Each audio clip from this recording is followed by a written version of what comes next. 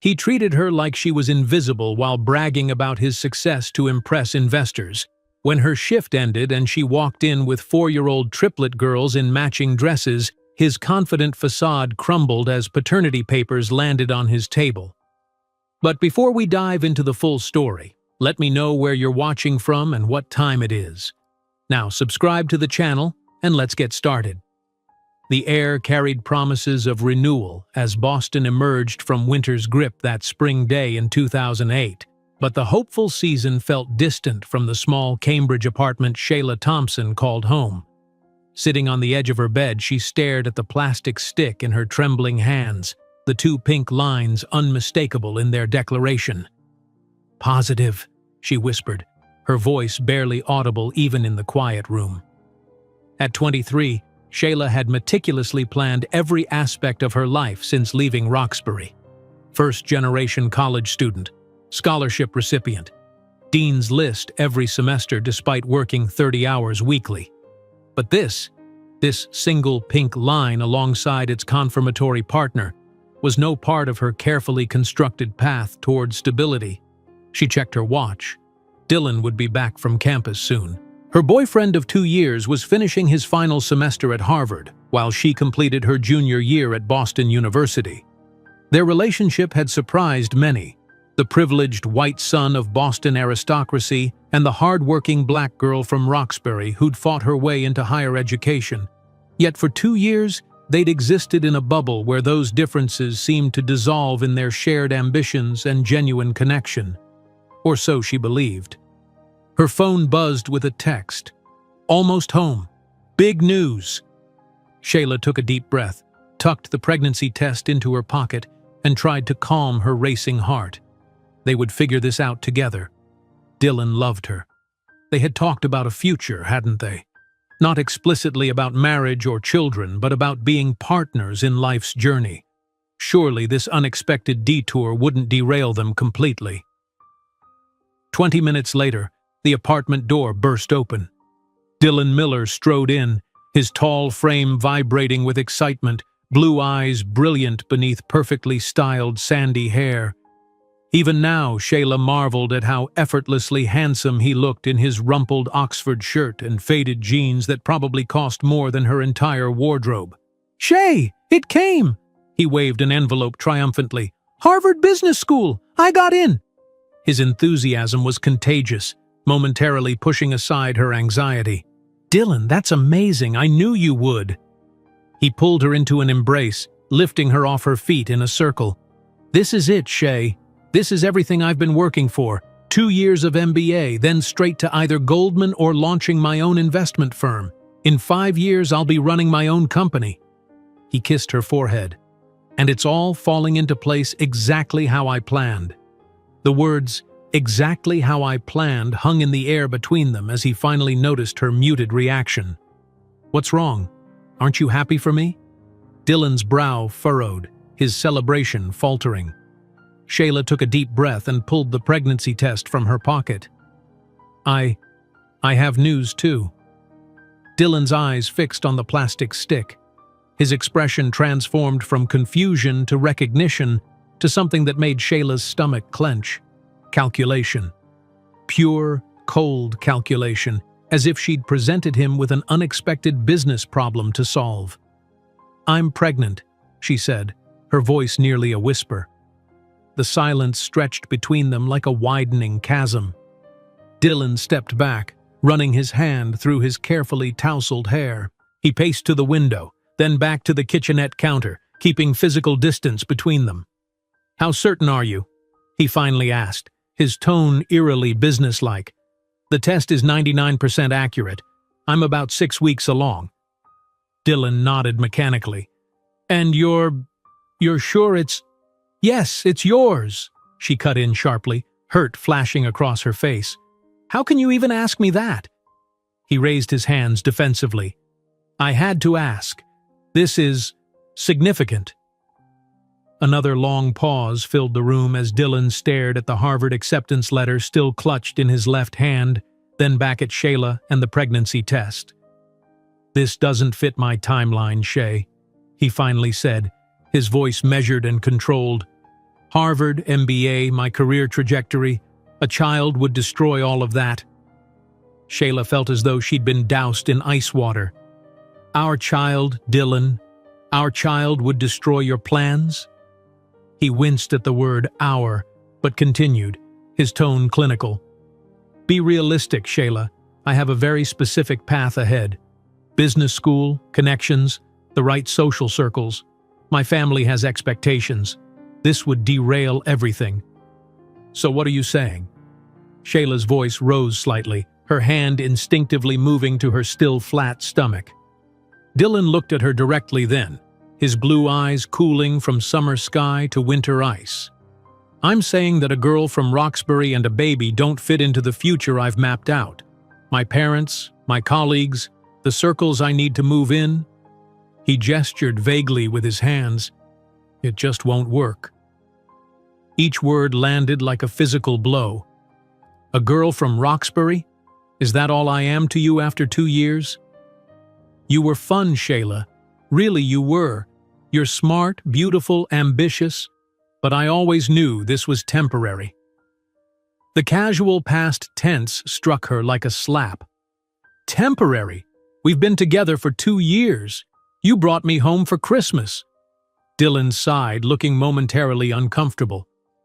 As a phase, Shayla, my parents always understood I would eventually settle down with someone appropriate. He chose the word carefully. Someone from our social circle. You're not exactly Miller wife material, you understand? The room seemed to spin around her.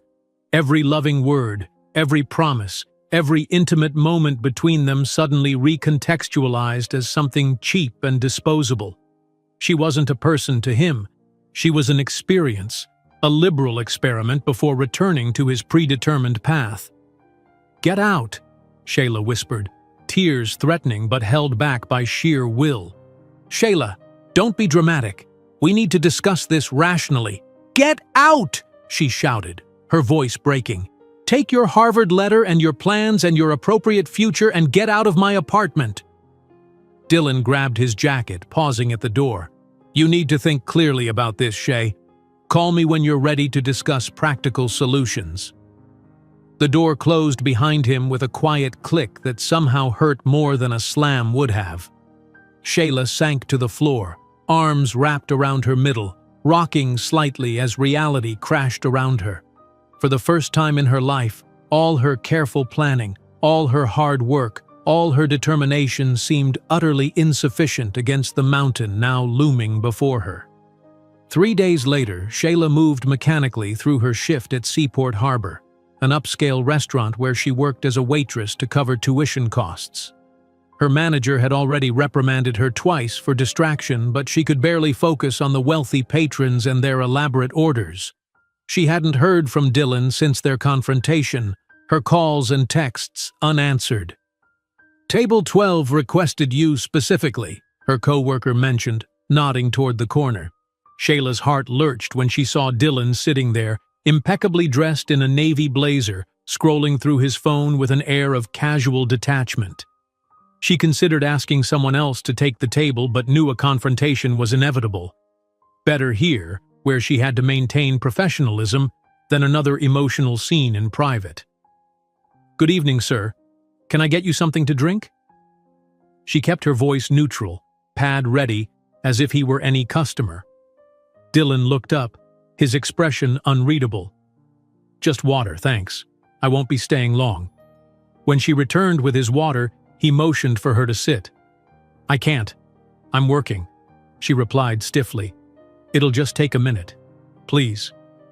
Reluctantly, she slid into the chair across from him, keeping her back straight, hands folded in her lap. I've thought about our situation, Dylan said, his tone measured, as if discussing a business proposal. He slid an envelope across the table. This should resolve the problem. Shayla stared at the envelope without touching it. What is this? Open it. Inside was a check for $5,000 and a handwritten note. For the procedure or whatever you decide, but this is the end of my involvement. Don't contact me again. The restaurant's dim lighting seemed to darken further as blood rushed to Shayla's head. You think you can simply pay me to disappear?" "I'm being generous, Shayla," Dylan replied, adjusting the Rolex on his wrist, a graduation gift from his parents. "Many men in my position wouldn't offer anything. You've always been realistic. It's one of the qualities I appreciated about you. You know we would never have a future together."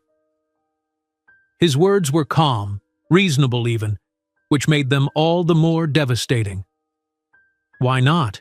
she asked, though she knew his answer would only wound her further. Dylan leaned forward slightly, lowering his voice. "Let's be honest. You're not sophisticated enough. You don't have the connections, the education, or the background I need in a long-term partner. My world has certain expectations." "Your world," Shayla repeated hollowly. "The world where people like me serve people like you, where we're good enough to sleep with but not to build a life with." A flicker of discomfort crossed his face before the polished mask returned. "That's unnecessarily dramatic. We had a good time together, but we both knew it would end eventually." "I didn't know that," Shayla whispered, dignity keeping her tears at bay. "I thought what we had was real." Dylan stood, straightening his designer jacket. "Use the money wisely, Shayla, and don't tell anyone about us. It would be embarrassing for both of us." He walked away without looking back, leaving the envelope on the table like a gratuity for services rendered. 2 weeks later, Shayla sat alone in the sterile examination room of Boston Community Health Center, her threadbare sweater pulled tight around her despite the room's warmth. She had made the appointment to discuss her options, still undecided about what to do, Dylan's check untouched in her drawer. The middle-aged doctor entered, her kind eyes reviewing the chart. "Ms. Thompson, I have your test results." Shayla nodded, bracing herself. "Everything looks healthy with your pregnancy, but there's something you should know." The doctor adjusted her glasses. "The ultrasound shows multiple fetuses. You're carrying triplets." The word hit Shayla like a physical blow. "Triplets? 3 babies?" "Yes. 3 heartbeats, all strong. This will be a high-risk pregnancy requiring specialized care." The room seemed to tilt as implications cascaded through Shayla's mind. 1 baby had seemed impossible enough, but 3? 3 infants needing diapers, formula, clothes, 3 college funds to save for, 3 humans depending entirely on her. "The father," the doctor began delicately. "There is no father," Shayla interrupted, her voice firm despite the tremor in her hands. "He won't be involved." The doctor nodded without judgment. "There are resources available for single mothers, support groups, financial assistance." But Shayla was already calculating. Her scholarship covered tuition but not living expenses. Her waitressing job barely paid rent. Her mother's social security checks after her disability barely covered her own medications. 3 minimum wage jobs might provide enough if she abandoned her education temporarily. No sleep, no social life, no breaks, just survival. That evening, Shayla sat on the floor of her apartment, having moved out of the place she had shared with Dylan. She had already picked up applications for a cashier position at the local supermarket and a night shift at a call center. Her shift at the restaurant had been reduced to mornings only. "Customers don't like being served by single pregnant women," her manager had explained unsympathetically. Rain pattered against the window of the dingy one-room rental in Dorchester, the only place she could afford now. On the convenience store newspaper she'd bought lay the Boston Herald, its front page featuring a smiling Dylan Miller at a charity gala, his arm around a senator's daughter. The headline read, "Harvard's rising star begins Wall Street internship." His confident smile, his perfectly tailored tuxedo, the elegant young woman beside him, all painted a picture of the world that had rejected Shayla as unworthy. The contrast with her current reality, sitting on bare floorboards, surrounded by job applications, her eyes hollow from exhaustion, could not have been starker. But something crystallized in Shayla Thompson that rainy night as she gently caressed her still flat stomach. The despair that had threatened to drown her since Dylan's rejection transformed into something harder, something unbreakable. "He thinks we're a mistake," she whispered to her unborn daughters. "An inconvenient detour in his perfect trajectory. He thinks I'm not enough." Her voice grew stronger with each word. "My daughters, I promise you this. We will build such an extraordinary life that the whole world will know Dylan Miller made the biggest mistake of his life when he walked away from us. One day he will look at what could have been part of his life and fully understand what he lost." That night marked the end of Shayla, who accepted limitations. The next morning she deposited Dylan's check, not to give up her daughters but to invest in their future. It was the first capital of what would become her empire. While tucking away Dylan's uncashed check, Shayla couldn't possibly imagine that those same $5,000, strategically invested, would become the first stone in a billion-dollar empire that would one day engulf the business of the man who had rejected her. While tucking away Dylan's uncashed check, Shayla couldn't possibly imagine that those same $5,000, strategically invested, would become the first stone in a billion-dollar empire that would one day engulf the business of the man who had rejected her. The alarm pierced the darkness at 4:30 in the morning, its shrill tone cutting through Shayla's fitful sleep. Her body, heavy with exhaustion and the growing weight of her pregnancy, protested as she forced herself to sit up on the edge of the thin mattress. For a moment, she allowed herself the luxury of simply breathing, hands cradling the small but distinct swell of her abdomen where her 3 daughters grew. "Okay, little ones," she whispered. "Another day begins." Her studio apartment in Dorchester, the cheapest she could find after leaving Cambridge, was barely 500 square feet, with water stains mapping the ceiling and a temperamental radiator that clanked through the night. But it was clean, and it was hers, and for now, that had to be enough. The morning routine had become a precisely choreographed dance of efficiency. Shower in 3 minutes flat. Hair pulled back severely. No time for styling. A banana and prenatal vitamin for breakfast.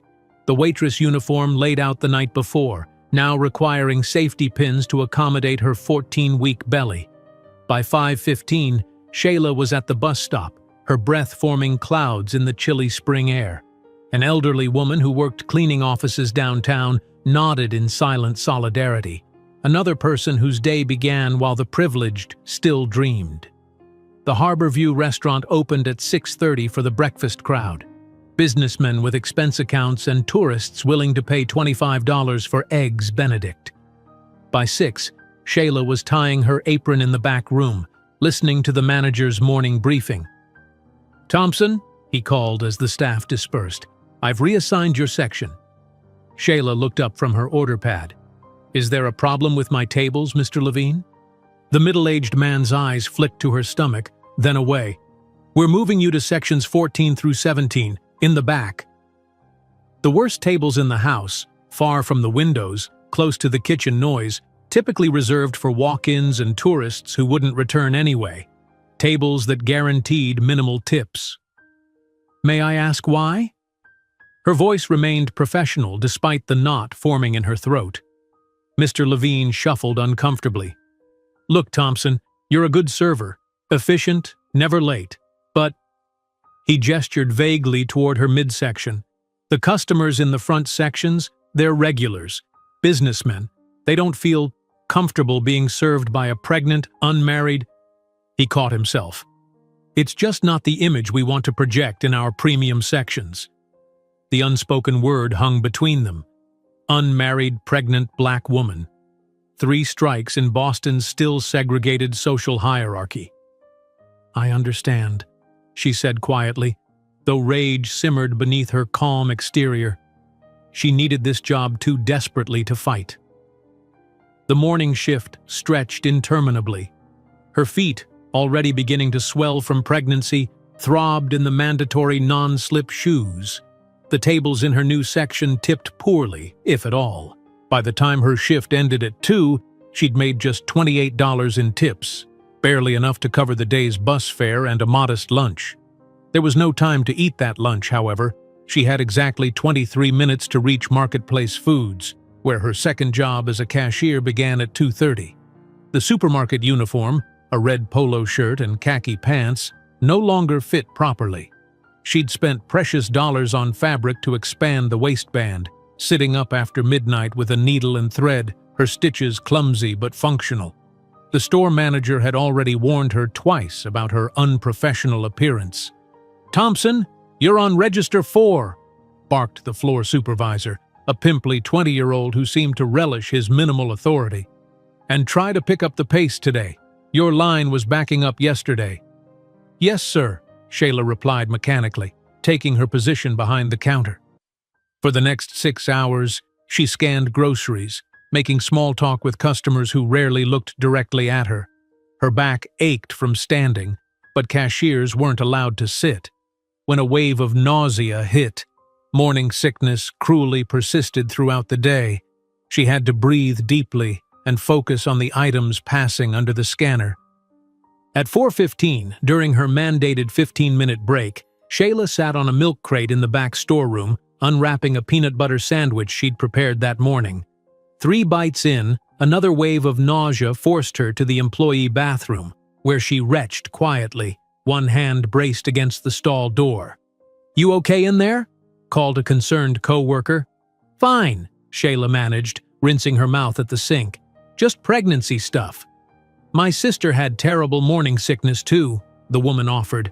"Does your husband help with—" "I should get back to my register," Shayla interrupted, unable to bear another conversation about her absent husband. By 8:30, when her shift finally ended, the fatigue was bone deep, but there was no time to rest. Her third job, taking customer service calls for a credit card company, began at 9 and ran until midnight. At least this one she could do sitting down, from the relative comfort of her apartment. The bus ride home was a blur of exhaustion. 2 teenage girls whispering and giggling caught her attention. They looked about the age she'd been when she'd earned her scholarship to Boston University, full of dreams and ambitions that now seemed from another lifetime. At her apartment, Shayla changed into sweatpants, the only comfortable clothing she had left. She set up her headset at the small desk squeezed into the corner, logged into the call center system, and prepared for 3 hours of being berated by angry customers. "Thank you for calling Premier Credit Services. This is Shayla. How may I assist you today?" Her voice transformed into a pleasant, professional tone that masked her exhaustion. "My statement is wrong, and you people are trying to rob me," began the first caller, launching into a 15-minute tirade about a $30 late fee. Call after call followed the same pattern: angry customers, accusations, thinly veiled insults. All while Shayla maintained her calm, soothing tone, apologizing for inconveniences she hadn't caused, promising resolutions she had no power to provide. At midnight, she logged out of the system, her throat raw from talking. Her feet had swollen so badly that her ankles were barely visible. When she finally removed her shoes, the relief was so intense it brought tears to her eyes. Too tired to shower, she collapsed onto her bed, setting her alarm for 4:30. Tomorrow would bring the same punishing routine, and the next day, and the next. As sleep began to claim her, Shayla's hands moved protectively to her stomach. "We'll get through this," she whispered to her daughters. "Somehow, we'll make it." By the beginning of her second trimester, Shayla had developed a system. The morning sickness had finally abated, allowing her to work more effectively. She'd negotiated with her night job to work 4 hours from home rather than 3, increasing her income slightly. Every dollar was meticulously tracked in a worn notebook, categorized into essentials and savings for the babies. Her waitressing uniform had become a problem. After struggling with safety pins and improvised panels, she'd finally approached her manager. "Mr. Levine, I need to order a maternity version of the uniform," she stated one morning. "I've looked into it, and the company that supplies our outfits offers a pregnancy option." The manager sighed heavily. "Those cost nearly twice as much, Thompson." "I understand. I'm willing to pay the difference." He eyed her expanded midsection critically. "Honestly, Thompson, how much longer can you even work here? You're showing more every day, and the customers—" "The Americans with Disabilities Act protects pregnant women in the workplace," Shayla interrupted, her voice quiet but firm. "Pregnancy discrimination is illegal. I've researched this thoroughly." The surprise on his face was almost worth the anxiety the confrontation caused her. He hadn't expected the girl from Roxbury to know her rights. "Fine. Order the uniform, but I'm monitoring your performance closely." That small victory sustained her through another grueling day. At the supermarket, however, things were deteriorating. The floor supervisor had taken to timing her transactions per minute, standing behind her with a stopwatch, loudly announcing when she fell below the expected rate. 23 seconds per item, Thompson. That's 5 seconds too slow," he declared loudly enough for customers to hear. A well-dressed woman in line frowned. "She's pregnant with multiple babies. Perhaps you could show some compassion." The supervisor flushed. "Company policy applies to everyone, ma'am. Pregnant or not, the customers can't wait." "I'm the customer," the woman replied coolly, "and I'm perfectly happy to wait." Shayla kept her eyes down, scanning items methodically, grateful for the stranger's defense but humiliated by needing it at all. That night, as she massaged her swollen feet after her call center shift, a knock at the door startled her. It was nearly 1 in the morning. No one ever visited. Cautiously, she peered through the peephole to see her elderly neighbor, Mrs. Martinez, holding a covered dish. "I'm sorry it's so late, querida," the woman said when Shayla opened the door. "I made too much stew, and I've seen you coming home at all hours. A mother needs to eat well." The simple kindness broke something in Shayla. Before she could stop them, tears were streaming down her face. "Oh, mija," Mrs. Martinez murmured, stepping inside and setting the dish down. "It's too much for one person, isn't it? These babies, these jobs." "I'm okay," Shayla insisted, wiping her tears. "Just tired. Thank you for the food." Mrs. Martinez looked around the sparse apartment, noting the pile of library books on business and entrepreneurship beside Shayla's bed, the carefully organized basket of prenatal vitamins and pregnancy literature. "You're studying? Even with everything else?" Shayla nodded. "I have to finish my degree. It's the only way forward for us." The older woman shook her head in admiration. "My daughter works nights too. Maybe we can help each other? When the babies come—" It was the first offer of real support Shayla had received, and it felt like a lifeline thrown to a drowning person. Later that week, between shifts, Shayla visited the university library, checking out books on business management and entrepreneurship. Her professors had agreed to let her complete coursework remotely next semester when the babies would arrive. At a back table, surrounded by students who seemed impossibly carefree, she studied while highlighting passages about supply chain optimization and sustainable business models. Food distribution inefficiencies account for approximately 30% of waste in urban centers, she read, underlining the statistic. Something about the problem resonated with her, perhaps because she'd seen firsthand how much food the restaurant discarded nightly while people in her neighborhood went hungry. On a napkin from her pocket, she began scribbling ideas. App connecting restaurants with excess food to shelters? Subscription model for discounted near-expiry groceries? Community-supported agriculture delivery system? The ideas were rough, unfocused, but they sparked something in her mind that felt like purpose beyond mere survival. As her pregnancy advanced into the 3rd trimester, work became increasingly difficult. Her body, supporting 3 growing babies, rebelled against the punishing schedule. The doctor had warned about the risks of preterm labor with multiples, especially given her stress levels and physical demands. "You need to reduce your workload," the clinic doctor advised during her checkup. "Triplets are always high risk, and you're showing signs of potential complications."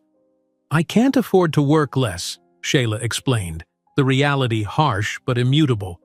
"There's no one else to support us." The doctor's expression softened with concern.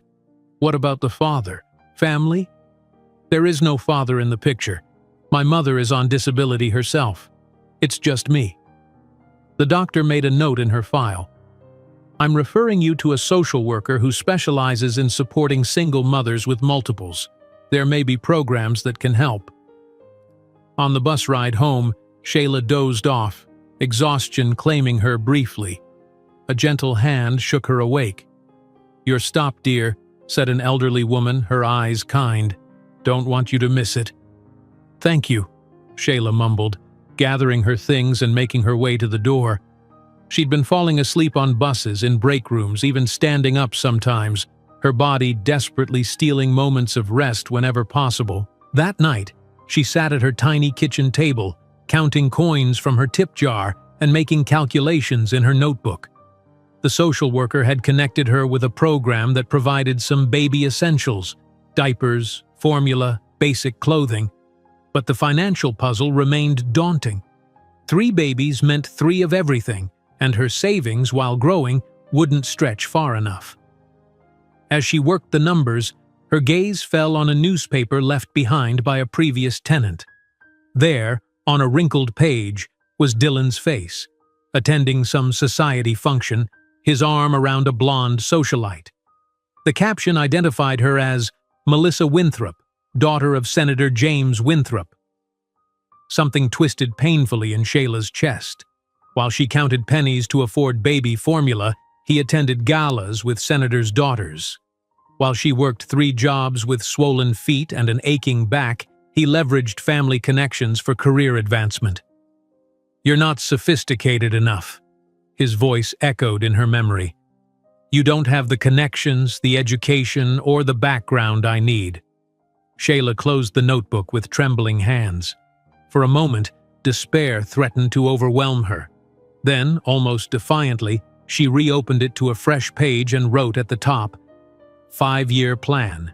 Under it, she listed 1. Complete degree, 1 year, 2. Develop business concept, 6 months, 3. Seek seed funding, 6 months, 4. Launch startup, 1 year, 5. Achieve profitability, 2 years. It was ambitious, perhaps impossible. But as she wrote each goal, something hardened within her, a determination that transcended mere survival. One day, she whispered to her unborn daughters, "We'll show him and everyone else exactly what we're capable of." While massaging her swollen feet after 16 hours of work, Shayla didn't imagine that in 15 years she would be stepping off private jets in Louboutin heels, leading meetings that would determine Dylan Miller's fate.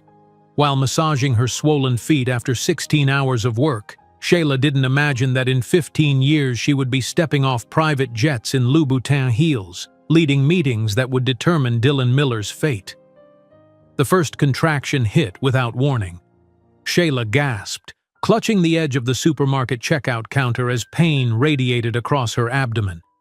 At 32 weeks pregnant with triplets, she'd been warned this might happen. Her body simply wasn't designed to carry 3 babies to full term. "Thompson, you're holding up the line," her supervisor snapped, then noticed her expression. "Oh God, are you—" "I think I need to go to the hospital," Shayla managed between clenched teeth, her knuckles white against the counter. Everything accelerated into a blur. A customer calling 911, the ambulance, paramedics asking questions she could barely focus enough to answer. "Is there someone we should call? The father?" "No, father," she replied automatically. "No one." At Boston Medical Center, doctors moved with controlled urgency. Terms like preterm labor and neonatal intensive care swirled around her as they administered medications to slow the contractions and steroids to help the baby's lungs develop. "We'll try to buy them more time inside," the obstetrician explained.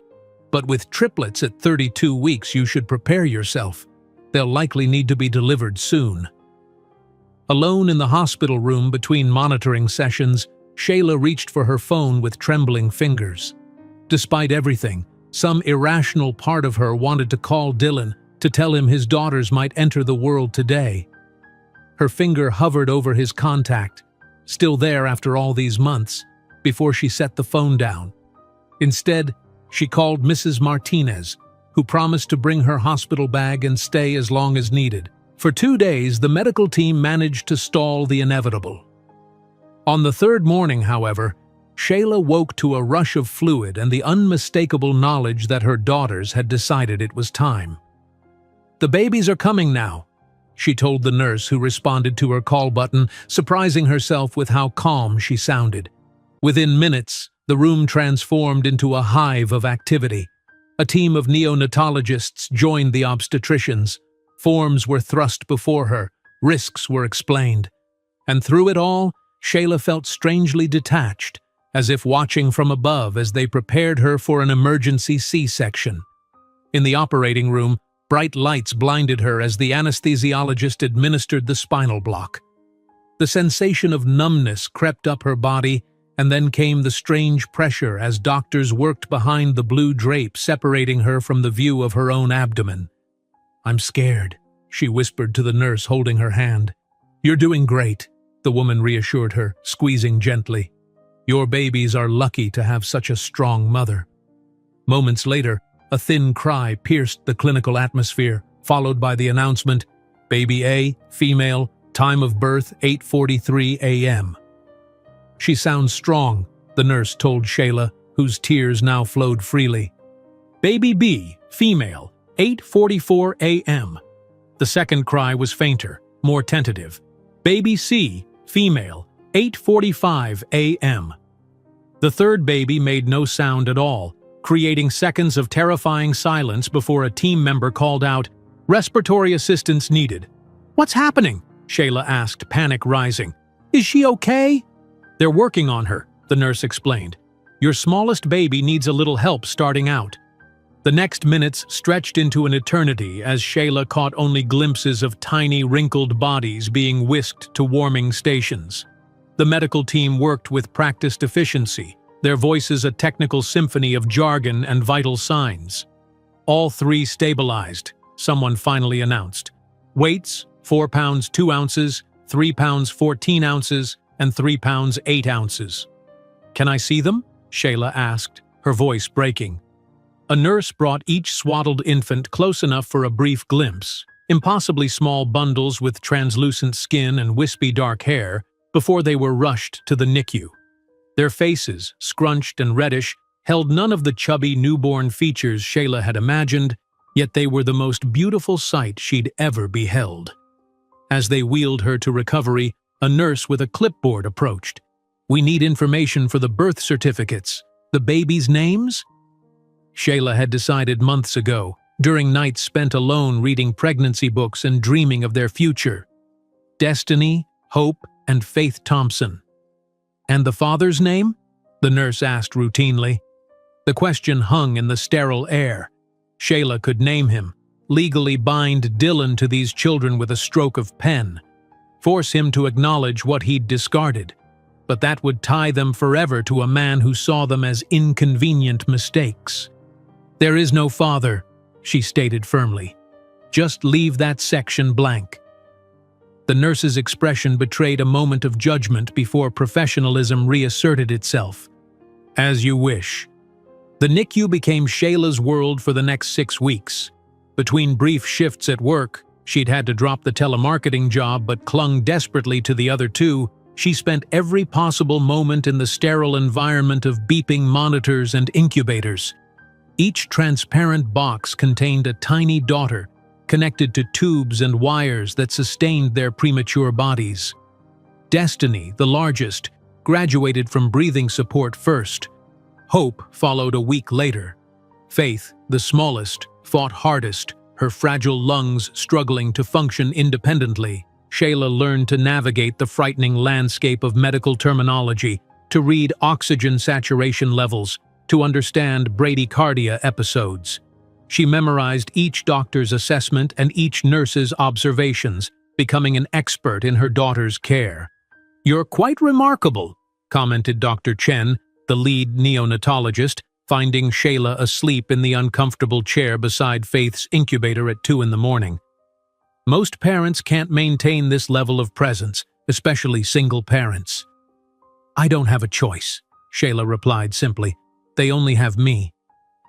During kangaroo care sessions, The precious skin-to-skin contact that helped the babies develop, Shayla would hold each daughter against her chest, whispering promises and dreams into tiny, perfect ears. "Destiny," she murmured to her firstborn, "you're going to create something extraordinary that changes the world." To her second daughter, "Hope, you'll bring beauty and light to dark places." And to her smallest fighter, "Faith, you'll stand up for what's right when no one else will." The nurses exchanged glances at these ambitious declarations to infants who still couldn't maintain their own body temperature, but Shayla spoke with absolute conviction. On particularly difficult nights, when Faith's monitor alarmed repeatedly, or when exhaustion made the fluorescent lights blur into halos, Shayla would sometimes wonder if Dylan even knew his daughters had been born. If he ever thought about the pregnancy he'd paid to resolve. The anger that flared at these thoughts provided energy when her body had nothing left to give. At the 6-week mark, a milestone arrived. All 3 babies had reached 5 pounds and could maintain their temperature. They were ready to go home. "Are you sure you can handle all 3 alone?" Dr. Chen asked during discharge planning. "Triplets are challenging even for 2-parent households with resources." "I've made arrangements," Shayla assured her, not mentioning that these arrangements consisted primarily of Mrs. Martinez's generous offer to help between her own work shifts and a patchwork schedule that would leave Shayla with approximately 4 hours of sleep per night. The tiny apartment had been transformed. A church donation program had provided 3 second-hand bassinets. A mother's support group had contributed bags of gently used clothing, meticulously washed and folded by Shayla during late-night laundromat trips. Formula companies had sent samples after she'd written explaining her situation. The day the babies came home, Mrs. Martinez was waiting with a pot of chicken soup and practical wisdom from raising her own children. "For triplets, you need a system," she declared, showing Shayla how to arrange the feeding station with bottles prepared in advance. "And you must learn to feed 2 at once, like this." She demonstrated a technique using pillows to position 2 babies simultaneously, saving precious minutes in the relentless cycle of feeding that would consume their days and nights. That first night alone with her daughters, reality settled over Shayla like a heavy blanket. The constant needs of 3 newborns created a fog of exhaustion unlike anything she'd experienced. When all 3 cried simultaneously at 3 in the morning, she sat on the floor between their bassinets and wept alongside them, overwhelmed by the immensity of her responsibility. Yet by morning, she had created her first system, color-coding the baby's clothing and bottles, purple for destiny, green for hope, blue for faith, to ensure each received proper medication and formula amounts. It was the beginning of the organizational skills that would later help her manage a corporate empire. "You're sure about returning to classes?" Mrs. Martinez asked 2 months later, watching Shayla pack 3 diaper bags with military precision. "The babies are still so young." "I have to," Shayla replied, checking off items on her list. "My scholarship requires continuous enrollment. 1 more semester of leave would mean losing it completely." The logistics were daunting. Mrs. Martinez would watch the girls during morning classes. Another neighbor, a retired teacher named Mrs. Washington, would take the afternoon shift 3 days a week. On other days, Shayla would bring the babies to class, having negotiated with understanding professors who recognized her determination. That first day back on campus, Shayla entered the lecture hall with a triple stroller and the constant anxiety of disrupting class. To her surprise, several classmates immediately offered help, cooing over the sleeping infants and offering to hold them if they fussed. "You're actually doing this," marveled her study partner Aisha, gently rocking Faith. "College, 3 babies, 2 jobs. You're like Superwoman." Shayla managed a tired smile. "Not super, just no other options." As the semester progressed, Shayla developed a surreal routine, feeding babies while highlighting textbooks, recording lectures to review during middle-of-the-night feedings, writing papers one-handed while cradling a fussy infant with the other. Her grades remarkably improved rather than suffered, the razor-sharp focus of someone who couldn't afford to waste a single minute.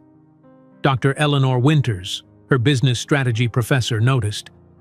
After class one day, while Shayla was packing the babies into their stroller, the distinguished older woman approached.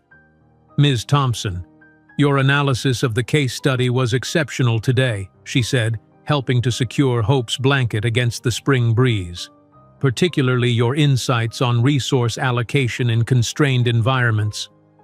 "Thank you, Professor," Shayla replied, surprised by the personal attention. "I have some practical experience with resource constraints." Dr. Winters laughed softly. "I imagine you do." Her expression turned thoughtful. "You know, in 20 years of teaching, I've never seen such determination. Most students would have deferred, transferred, or simply dropped out facing your circumstances. Those weren't options for me," Shayla said simply. "That's precisely what interests me. You see possibilities where others see insurmountable obstacles." She reached into her briefcase. "I'm starting a research project on women entrepreneurs from non-traditional backgrounds. I could use a research assistant who thinks differently. The position comes with a stipend." Shayla stared at the business card Dr. Winters extended. "I don't know if I can. Flexible hours, work from home when needed, and the triplets are welcome in my office." Dr. Winters smiled. "Think about it. You have the makings of something extraordinary, Ms. Thompson. I'd like to help nurture that potential." That evening, feeding the babies in their carefully orchestrated rotation, Shayla allowed herself to imagine a future beyond survival for the first time since Dylan's rejection. The pain was still there, a hollow ache when she glimpsed happy couples on campus or saw fathers doting on their children in the park. But something new was growing alongside it: ambition, purpose, vision. The babies reached their first birthday on a warm June day. Shayla splurged on a small cake, dividing it carefully into 3 portions on tiny plates. She'd saved for weeks to buy matching outfits, simple but pretty dresses from a second-hand shop that she'd embellished with ribbons in their signature colors. As she positioned them for a photo with her ancient flip phone, tears welled unexpectedly. They were thriving despite everything, destiny already trying to stand independently, hope babbling complex sound combinations, faith observing everything with startling intensity. "Make a wish, my loves," she said, helping each baby blow out the single candle she moved between their plates.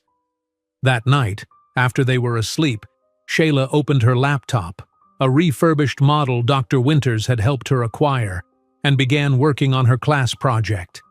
The assignment was to identify an inefficiency in a major industry and propose an innovative solution.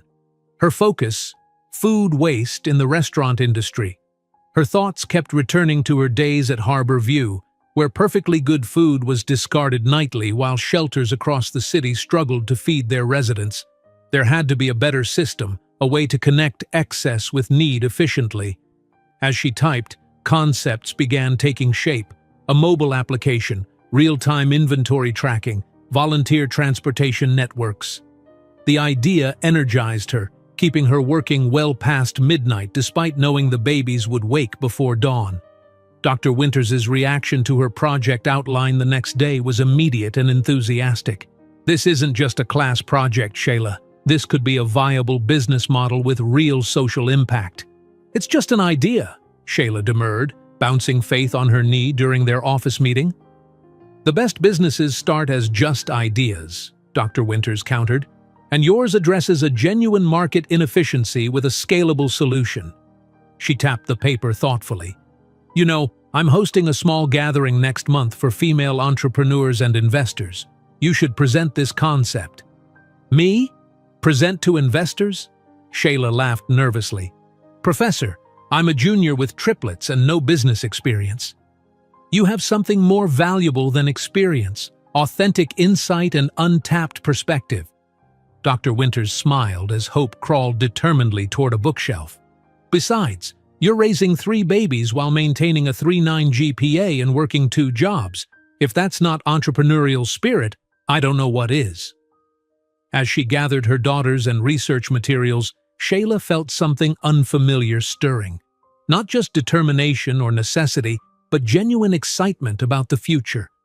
For the first time since Dylan's rejection, she was dreaming beyond survival. "Your project isn't just viable, Shayla. It's revolutionary," Dr. Winters said as they parted. "I know people who need to hear your ideas." While clipping the triplets into their stroller, Shayla couldn't know that her university project about connecting restaurants with excess food to underserved communities would be the first step toward building an empire that would one day make Dylan Miller beg for her attention.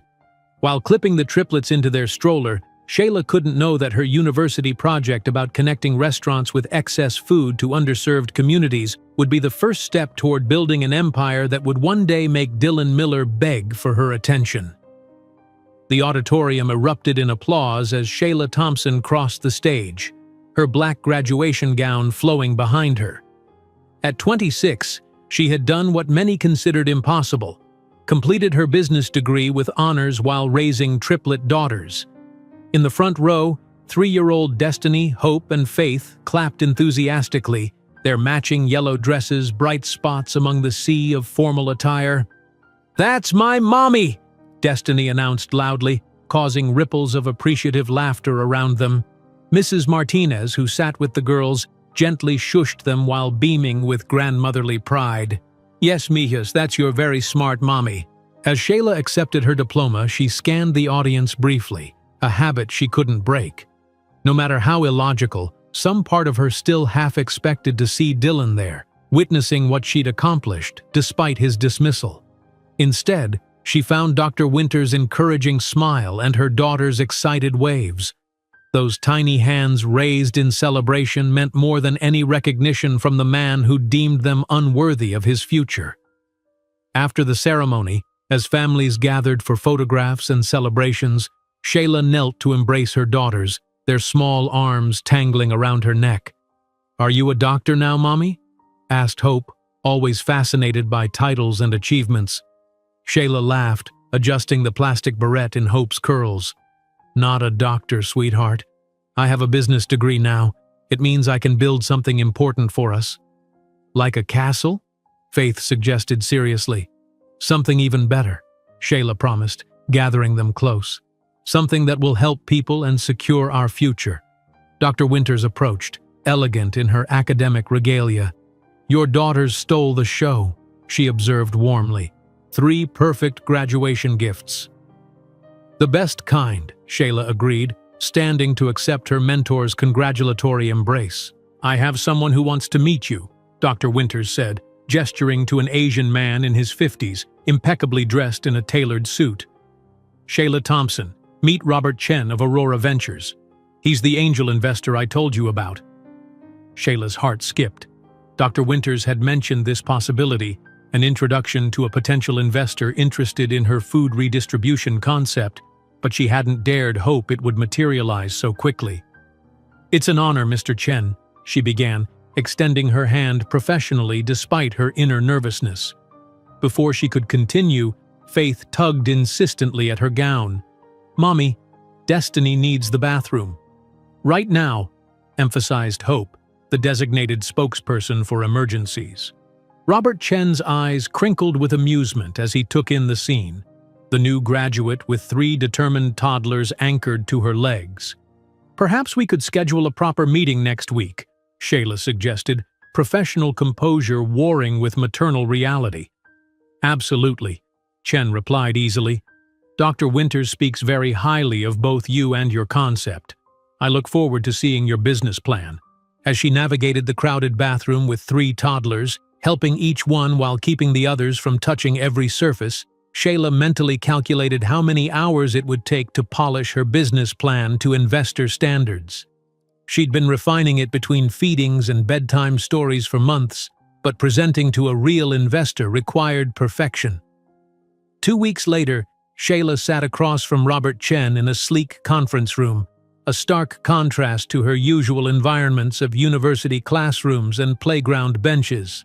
She'd spent every spare moment preparing, practicing her pitch while folding laundry, rehearsing answers to potential questions while cooking dinner, perfecting her spreadsheets during the quiet hours after the girls finally slept. The triple stroller parked beside her contained her daughters, miraculously napping simultaneously after a morning at the park designed to tire them out for this exact window of opportunity. "I apologize for having to bring them," Shayla said, gesturing to the sleeping children. "Our usual sitter had an emergency." Chen waved away her concern. "I raised 3 children myself, though not all at once. Please, begin whenever you're ready." Taking a deep breath, Shayla launched into her presentation. FoodShare addresses 2 critical problems simultaneously: the 40% of food wasted by restaurants and grocers daily, and the 17% of Boston residents experiencing food insecurity. As she moved through her slides, explaining the mobile platform that would connect food businesses with excess inventory to shelters and community organizations, Chen listened intently, interrupting occasionally with insightful questions. His expression revealed nothing until she reached her financial projections. "These numbers," he said, tapping the growth curve on her handout, "they're conservative given the market opportunity." "I preferred realistic projections over optimistic ones," Shayla explained. "The social impact is my primary motivation, but I've structured the business to be self-sustaining within 18 months through our subscription model for participating businesses." Chen nodded slowly, making notes. "Most social entrepreneurs lead with heart over business sense. You appear to have both in equal measure." As if on cue, Destiny stirred and opened her eyes, regarding Chen with solemn curiosity. "Are you going to help my mommy's food business?" she asked directly, demonstrating the precociousness that often startled adults. Chen looked surprised, then genuinely amused. "That's what we're discussing, yes."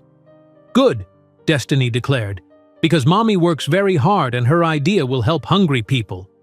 Shayla felt her cheeks warm with embarrassment, but Chen seemed charmed by the child's advocacy. "Out of the mouths of babes," he murmured, then turned back to Shayla with renewed interest. "Tell me, Miss Thompson, what's your background in technology development? The app is central to your concept." This was the question she dreaded, the one that highlighted her limitations. "I've taken coding courses online, but I'm not a developer. The technical build would require either hiring expertise or partnering with a tech incubator." "Honesty. Refreshing," Chen commented, making another note. "Most entrepreneurs in your position would bluff." He closed her business plan and studied her for a long moment. "I've never seen a presentation this well prepared from someone so encumbered." He gestured toward the triplets, who were now all awake and quietly examining the unfamiliar surroundings. "It speaks to extraordinary determination." Shayla tensed, waiting for the inevitable rejection wrapped in compliments. She'd heard this pattern before: praise followed by "unfortunately" or "however." "Aurora Ventures would like to offer you $50,000 in seed funding for a 20% equity stake in FoodShare," Chen stated instead, his voice matter-of-fact. "Contingent upon your agreement to work with a technical co-founder we'll help you identify." The words took a moment to register. "You're investing in FoodShare? In me?" "I'm investing in the most prepared, focused founder I've met this year," Chen corrected. "The fact that you've accomplished this level of work while raising triplets alone tells me you have the persistence entrepreneurship requires." As the reality sank in, Shayla fought to maintain her professional demeanor despite the emotion threatening to overwhelm her. "Thank you, Mr. Chen. I won't disappoint you." "I believe that," he replied simply. "Now, let's discuss next steps while your impressive advocates here are still behaving." The following months passed in a whirlwind of development. With Chen's guidance, Shayla partnered with a technical co-founder, Jamie Reeves, a recent MIT graduate who believed in the vision of FoodShare. They worked primarily from Shayla's apartment, which gradually transformed into a startup headquarters. Whiteboards covered in flowcharts, laptops surrounded by children's toys, investor meetings conducted over the happy chaos of preschoolers. "We need to simplify the onboarding process for restaurants," Jamie explained one evening, gesturing to the wireframes on his screen while stepping carefully over Hope's building blocks. "The easier we make it, the higher our adoption rate." What if we create templates based on restaurant type? Shayla suggested, simultaneously helping Faith with a juice box. Fast food will have different excess patterns than fine dining. As they built the first version of the application, Shayla's living room became a revolving door of developers, designers, and advisors. The children adapted to this strange new normal with remarkable flexibility, often sitting in on meetings with coloring books, absorbing business terminology that would later surprise their preschool teachers. "My mommy's MVP needs user testing," Destiny announced during show and tell, to her teacher's confusion. In August, Shayla hosted a small launch party in her apartment to celebrate FoodShare's beta version. Chen attended with several other potential investors, mingling comfortably among the mixture of business contacts and Shayla's support network of neighbors and university friends. "To Shayla Thompson," Chen toasted, raising a plastic cup of sparkling cider, "who proves that great vision can emerge from challenging circumstances." Later that evening, as the guests departed, Chen lingered to share news. Whole Foods has expressed interest in piloting the program with their Boston locations. This could be your first major corporate partnership. Shayla's eyes widened. Whole Foods? That would be transformative for us. Indeed, Chen agreed. They're particularly interested in the tax benefits your platform calculates for donated food. Their sustainability director will contact you next week. After he left, Shayla sat on her worn sofa, surrounded by her sleeping daughters who had finally crashed from the excitement. The contrast between this moment and where she'd been 3 years ago, abandoned, pregnant, terrified, seemed almost surreal.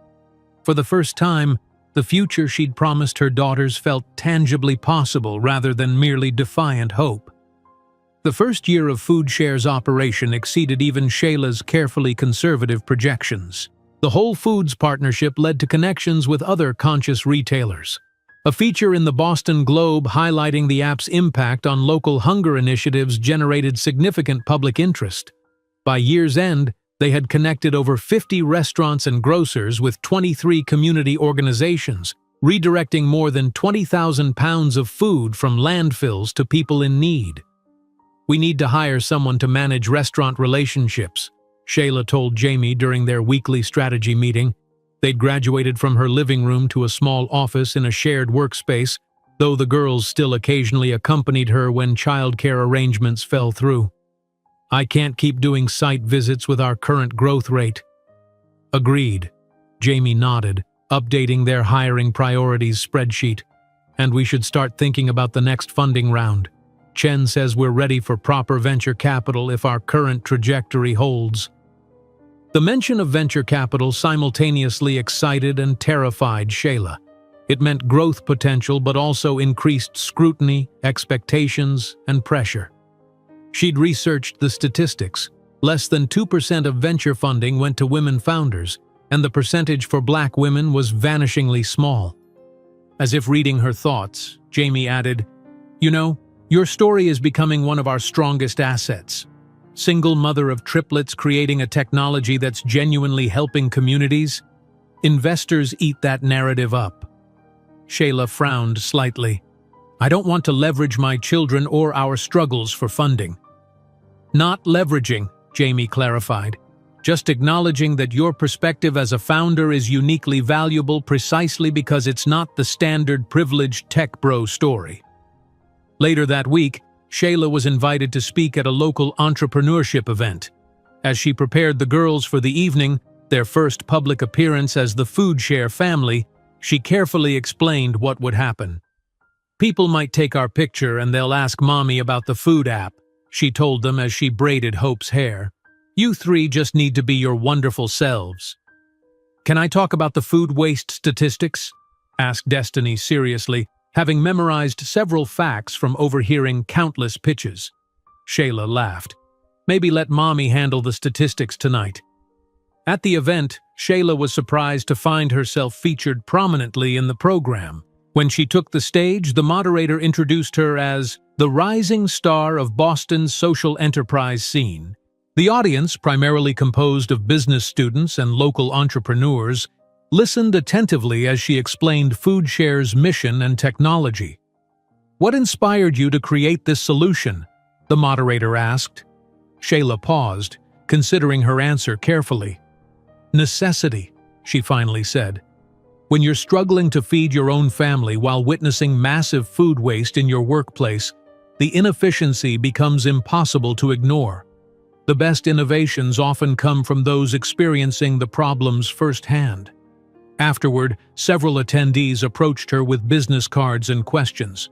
Among them was a reporter from the local newspaper, interested in featuring FoodShare in a series about innovative startups. "Would you be comfortable with a photo of you and your daughters for the piece?" the reporter asked. "Your story as a single mother entrepreneur is compelling." Shayla hesitated, protective instincts flaring. "I'd prefer the focus stay on the technology and its impact." "Of course," the reporter assured her. "But readers connect with human stories. Your journey from waitress to founder while raising triplets exemplifies the perseverance entrepreneurs need." Eventually, Shayla agreed to a compromise, a professional photo with the girls that focused on their family's relationship to the mission rather than their personal struggles. The resulting article, published the following Sunday, included a warm image of Shayla with her daughters at a food bank served by FoodShare. The headline read, "Local Mom's Tech Solution Fights Hunger While Building Business." The piece briefly mentioned her background as a single mother who had worked restaurant jobs while completing her degree, presenting it as the inspiration behind FoodShare's mission rather than a sob story. To her relief, it emphasized the business's innovative approach and early success, rather than dwelling on personal hardships. What Shayla couldn't have anticipated was who might be reading that Sunday paper, or how the seeds of her future empire were already taking root in that small feature article mentioning her story as a single mother of triplets building a socially responsible business. While clipping that small newspaper article for her daughter's memory album, Shayla couldn't imagine that in less than a decade she would be on the cover of Forbes, with an empire valued in billions and a destiny with fate awaiting in Manhattan. While clipping that small newspaper article for her daughter's memory album, Shayla couldn't imagine that in less than a decade she would be on the cover of Forbes, with an empire valued in billions and a destiny with fate awaiting in Manhattan. The conference room at Aurora Ventures hummed with anticipation as Shayla stood before the projector screen, her presentation on FoodShare's first-year metrics displayed in clean, compelling graphics. 3 years had passed since that graduation day when Robert Chen had first offered his investment, and the transformation was remarkable, both in her business and herself. "As you can see, gentlemen," she concluded, gesturing to the final slide, "FoodShare has exceeded projections by 37%. We've connected 73 food providers with 39 community organizations, diverting over 50,000 pounds of food from landfills to people in need." Robert Chen, seated at the head of the table, nodded approvingly while the other board members murmured and made notes. No longer the nervous graduate with sleeping toddlers in tow, Shayla had developed the polished confidence of a true CEO. Her voice steady, her business attire modest but professional, her data meticulously prepared. "Most impressive is the scalability model," Chen noted. "Your technology infrastructure is ready for expansion beyond Boston. The question is, are you?" Shayla smiled, having anticipated this exact question. "I've developed a phased rollout plan for the next 5 cities, prioritized by food waste statistics and existing community partnerships." She distributed a supplementary document. "With the right funding, we can be operational in Chicago and Los Angeles within 6 months." The presentation concluded with unanimous approval for pursuing a Series A funding round of $1 million, 20 times her initial investment. As the board members filed out, Chen lingered behind, his expression thoughtful. "You've built something remarkable here, Shayla," he said. "Not just the technology, but the entire ecosystem. Most founders with your traction would be seeking acquisition by now." Shayla shook her head firmly. FoodShare isn't built to be absorbed by some tech giant that might shelve our mission. We're playing a longer game." Chen smiled knowingly. "That's what I hoped you'd say.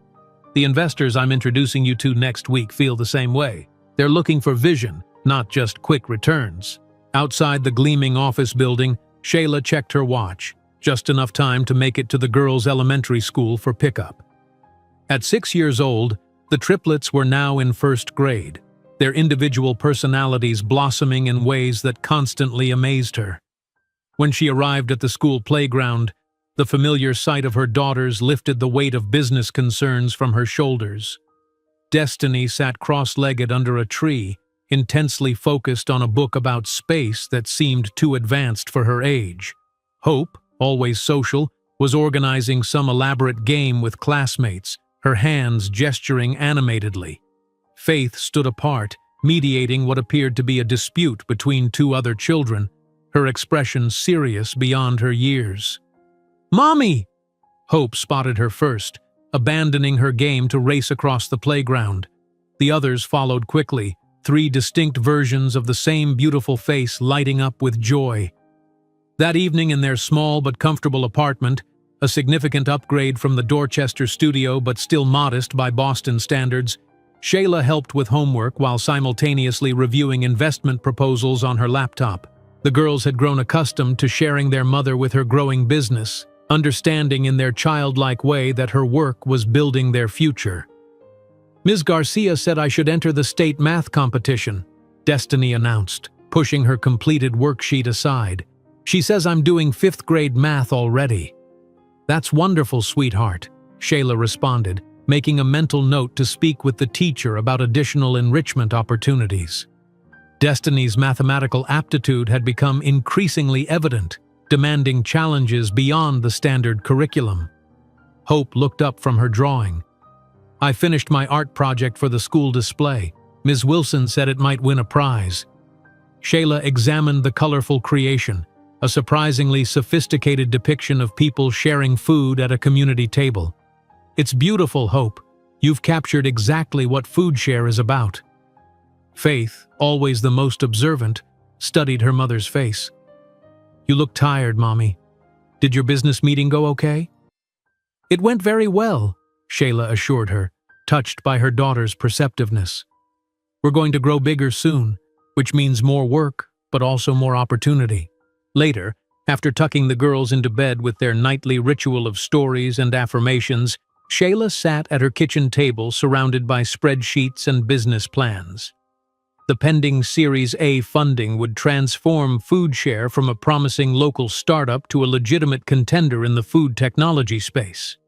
The responsibility was enormous, not just to her investors and employees, but to her daughters, whose future security depended on her success. The following weeks brought a whirlwind of pitches to potential investors. Shayla refined her presentation after each meeting, addressing concerns and emphasizing advantages with increasing skill. Jamie, her technical co-founder, marveled at her evolution. "You realize you've become a completely different person in these investor rooms?" he commented after a particularly successful pitch. "It's like watching a transformation. You walk in and just own the space." Shayla considered this as they waited for their ride. "Not different," she corrected, "just uncovered. This version of me was always there, beneath the doubt and fear." The breakthrough came on a rainy Tuesday when a venture capital firm specializing in social enterprises committed $500,000. By Friday, 3 more investors had joined, completing the $1 million round. FoodShare, soon to be rebranded as Resilience Foods, had secured the capital needed for national expansion. The company grew rapidly over the next 12 months. New hires filled the expanded office space. Development teams built more sophisticated versions of the platform.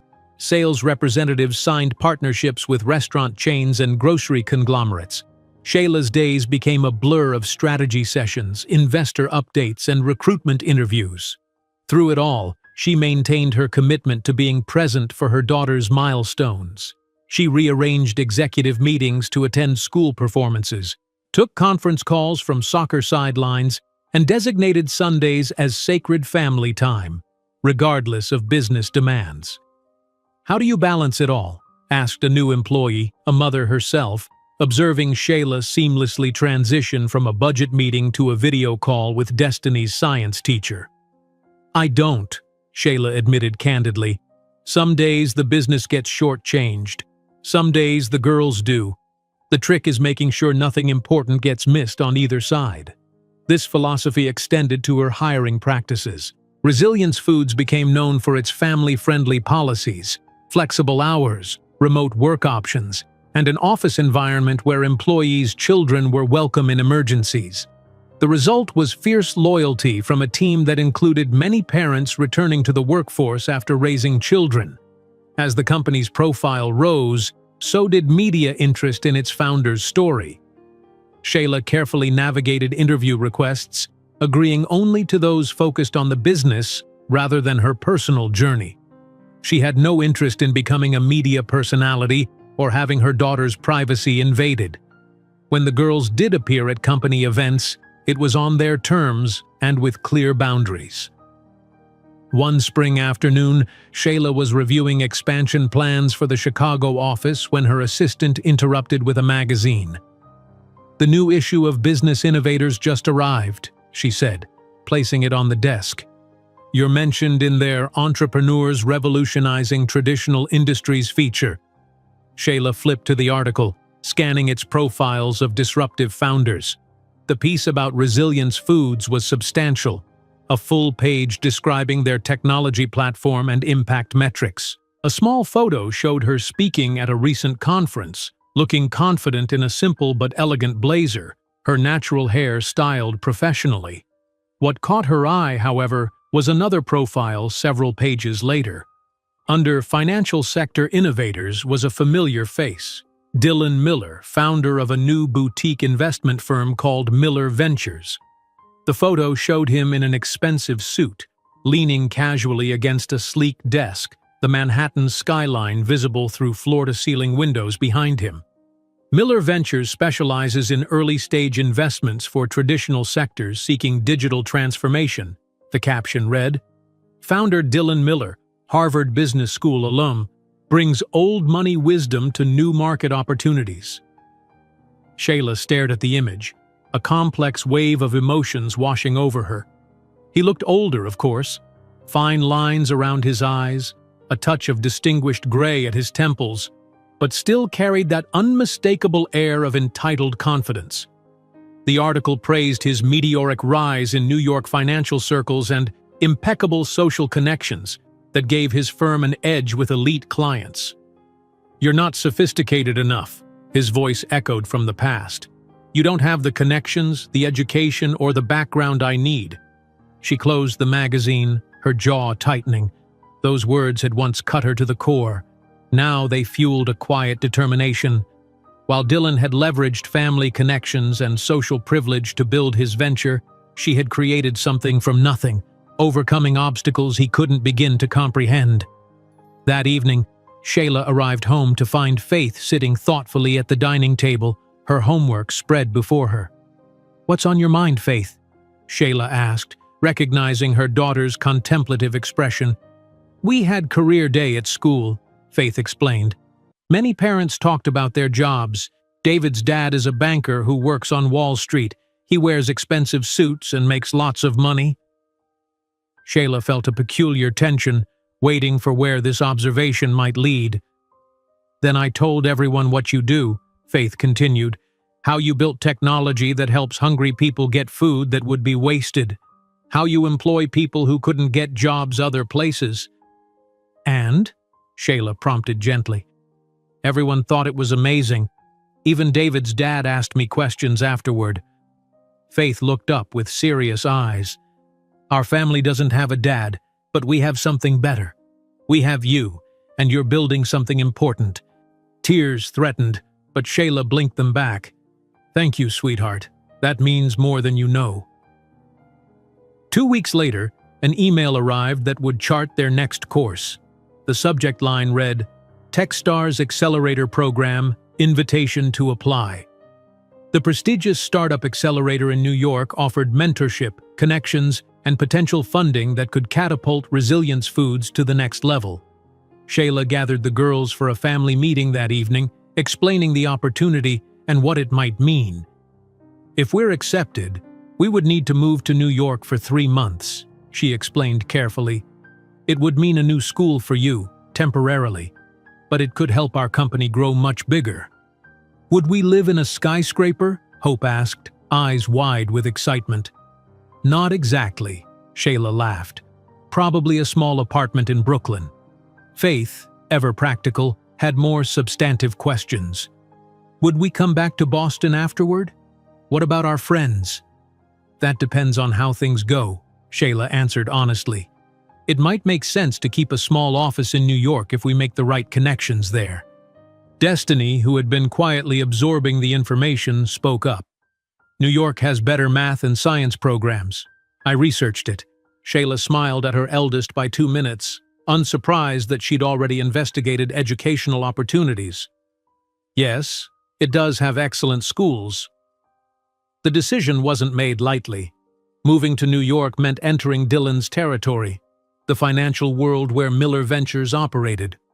Though Boston was small enough that their paths might have crossed, their social and professional orbits remained sufficiently distinct to avoid encounters. Manhattan represented a different risk entirely. Yet the potential benefits outweighed these concerns. Techstars could provide the mentorship, connections, and visibility needed to secure more substantial funding and partnerships.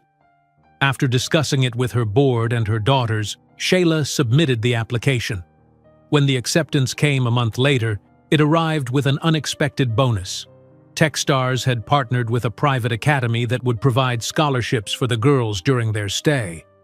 "It seems the universe is aligning in our favor," Chen remarked when Shayla shared the news. As she packed their belongings for the move to New York, Hope's innocent question caught Shayla off guard. "Do you think we might meet our dad someday?" Shayla's hands stilled over the suitcase. The girls occasionally asked about their father, but usually in abstract terms. They knew only that he hadn't been ready to be a parent and had chosen not to be part of their lives. "I don't know, sweetheart," she answered carefully. "He lives in New York, but it's a very big city." "Would you be mad if we wanted to meet him?" Faith asked, demonstrating her usual emotional intelligence. Shayla sat on the edge of the bed, drawing her daughters close. "I would never be mad about that. If someday you want to know him, that will be your choice to make." What she didn't say was how the thought of Dylan meeting these extraordinary children, seeing what he had discarded, witnessing the remarkable beings they had become without his involvement, filled her with a complicated satisfaction that wasn't quite vindication, but wasn't entirely free of it either.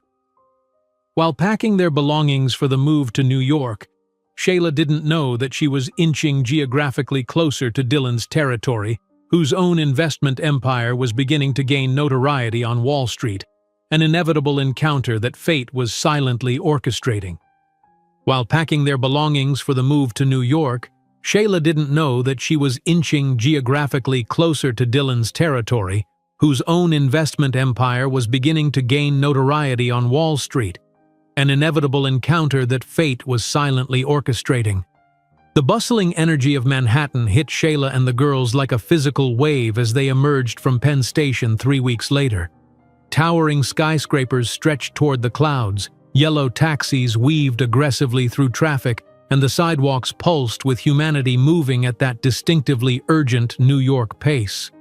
"It's like a giant anthill," exclaimed Hope, her artistic eye immediately captivated by the urban tableau. Shayla gripped their hands tightly, navigating through the crowd toward their waiting car. "Stay close, girls. New York moves faster than Boston."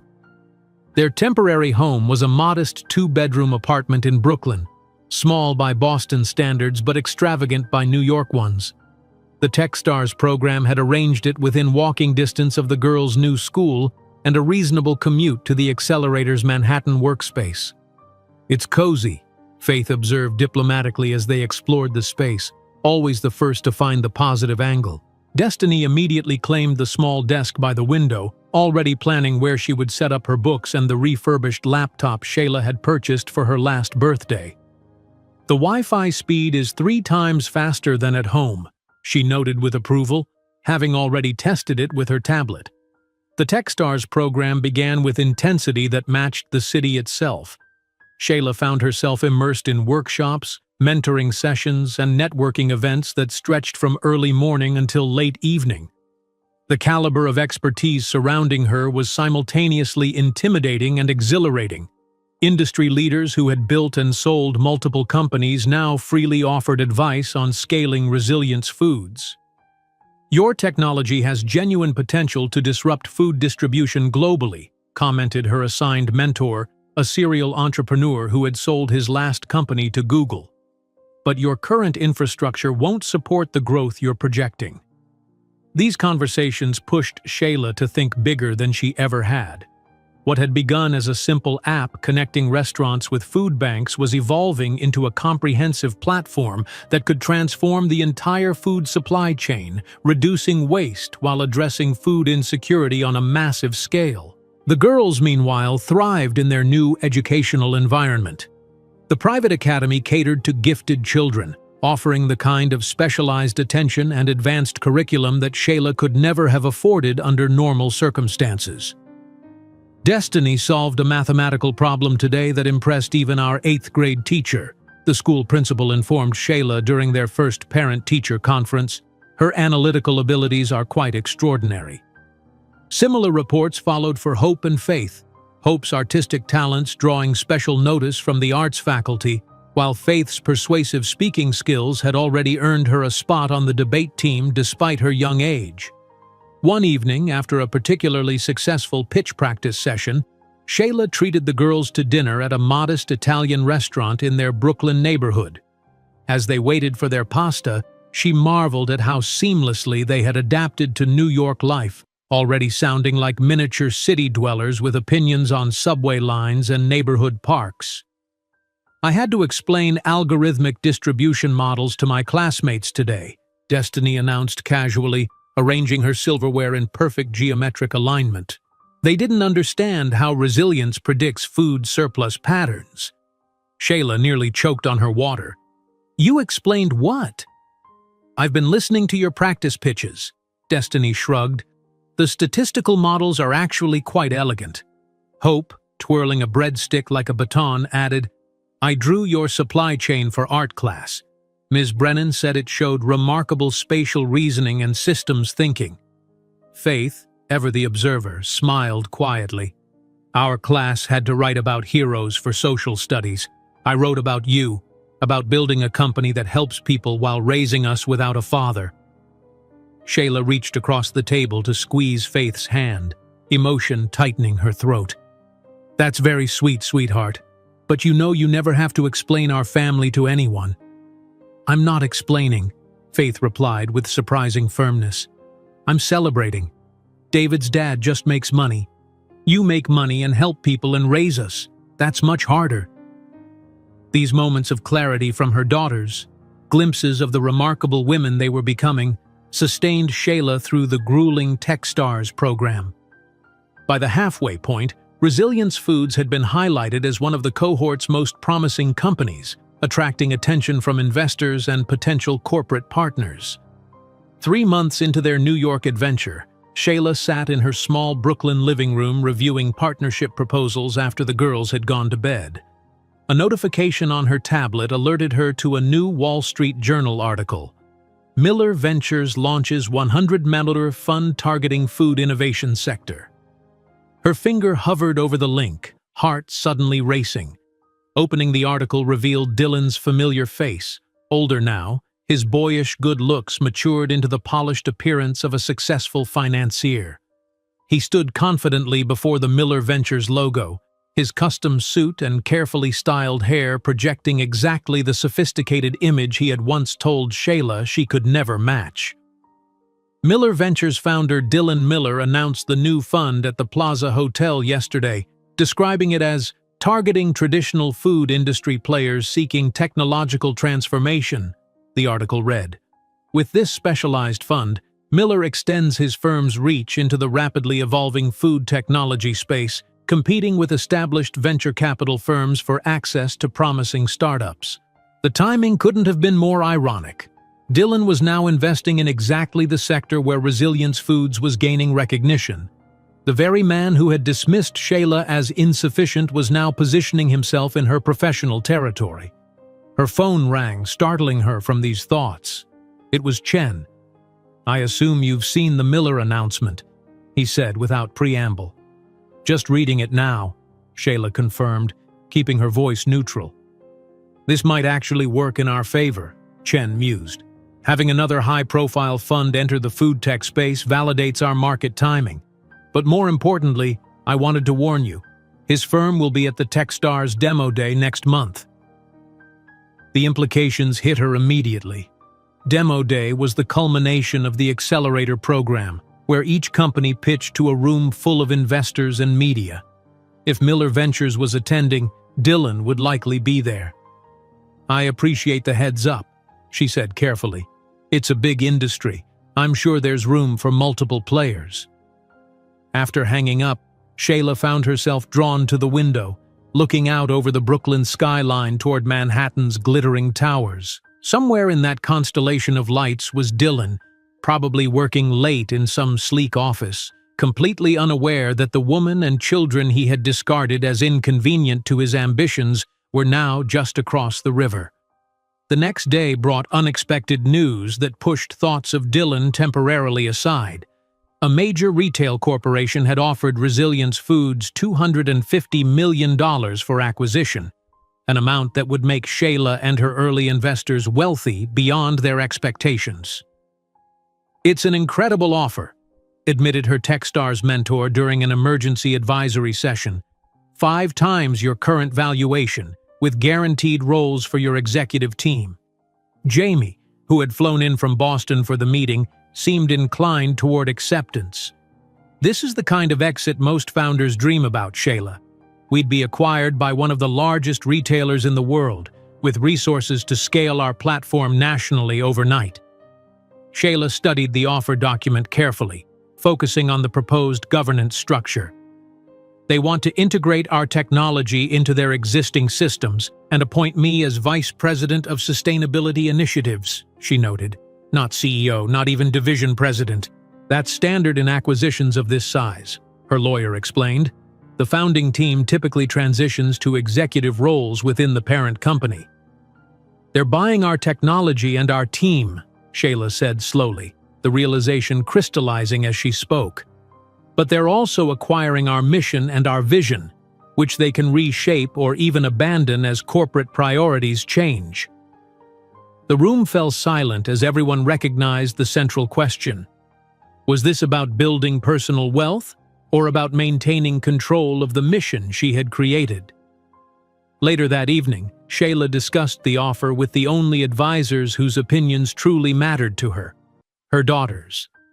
Sitting in their small living room, she explained the situation in terms they could understand. "A very big company wants to buy Mommy's business," she told them. "If I say yes, we would have a lot more money. We could buy a nice house instead of renting. You could have many things we can't afford now." "Would you still be the boss?" Faith asked perceptively. "No," Shayla admitted. "I would work for them, helping run the food program, but not making all the decisions anymore." Destiny, always focused on long-term consequences, frowned. "But if you're not in charge, they might change how it works. They might not care about helping hungry people as much as making money." "That's possible," Shayla acknowledged, impressed by her daughter's insight. Hope, who had been quietly listening, asked the simplest but most profound question. "Does selling your company make you happy, Mommy?" The question cut through all the complex financial and strategic considerations to the heart of the matter. Shayla had built Resilience Foods not just as a business but as a manifestation of her values. Efficiency, compassion, and empowerment combined into a system that helped both businesses and vulnerable communities. "No," she answered honestly. "I don't think it would make me happy to give up control of what we're building."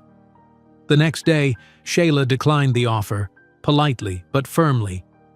While we appreciate the generous valuation, Resilience Foods is pursuing a long-term independent growth strategy, she wrote in her response.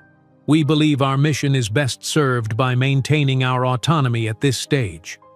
Some board members questioned her decision, but Chen supported her firmly. $250 million is impressive today, he acknowledged. But I believe Shayla is building a multi-billion-dollar enterprise. Sometimes the best deals are the ones you walk away from. As demo day approached, Resilience Foods prepared for a different kind of debut, not as an acquisition target but as an emerging industry leader seeking strategic partners and growth capital. Shayla worked tirelessly, refining her presentation until each slide, each statistic, each word reflected the perfect balance of ambition and proven execution. The night before the big event, she stood before the mirror in her bedroom, practicing her pitch one final time. The confident, articulate woman who stared back bore little resemblance to the devastated pregnant student Dylan had dismissed all those years ago. Her simple but elegant blazer, her carefully styled natural hair, her clear voice filled with authority, these were the attributes of someone who belonged in any boardroom in America. "You're not sophisticated enough," Dylan's voice echoed from the past. Those words, once wounds, had transformed into fuel, propelling her through every obstacle, every doubt, every closed door.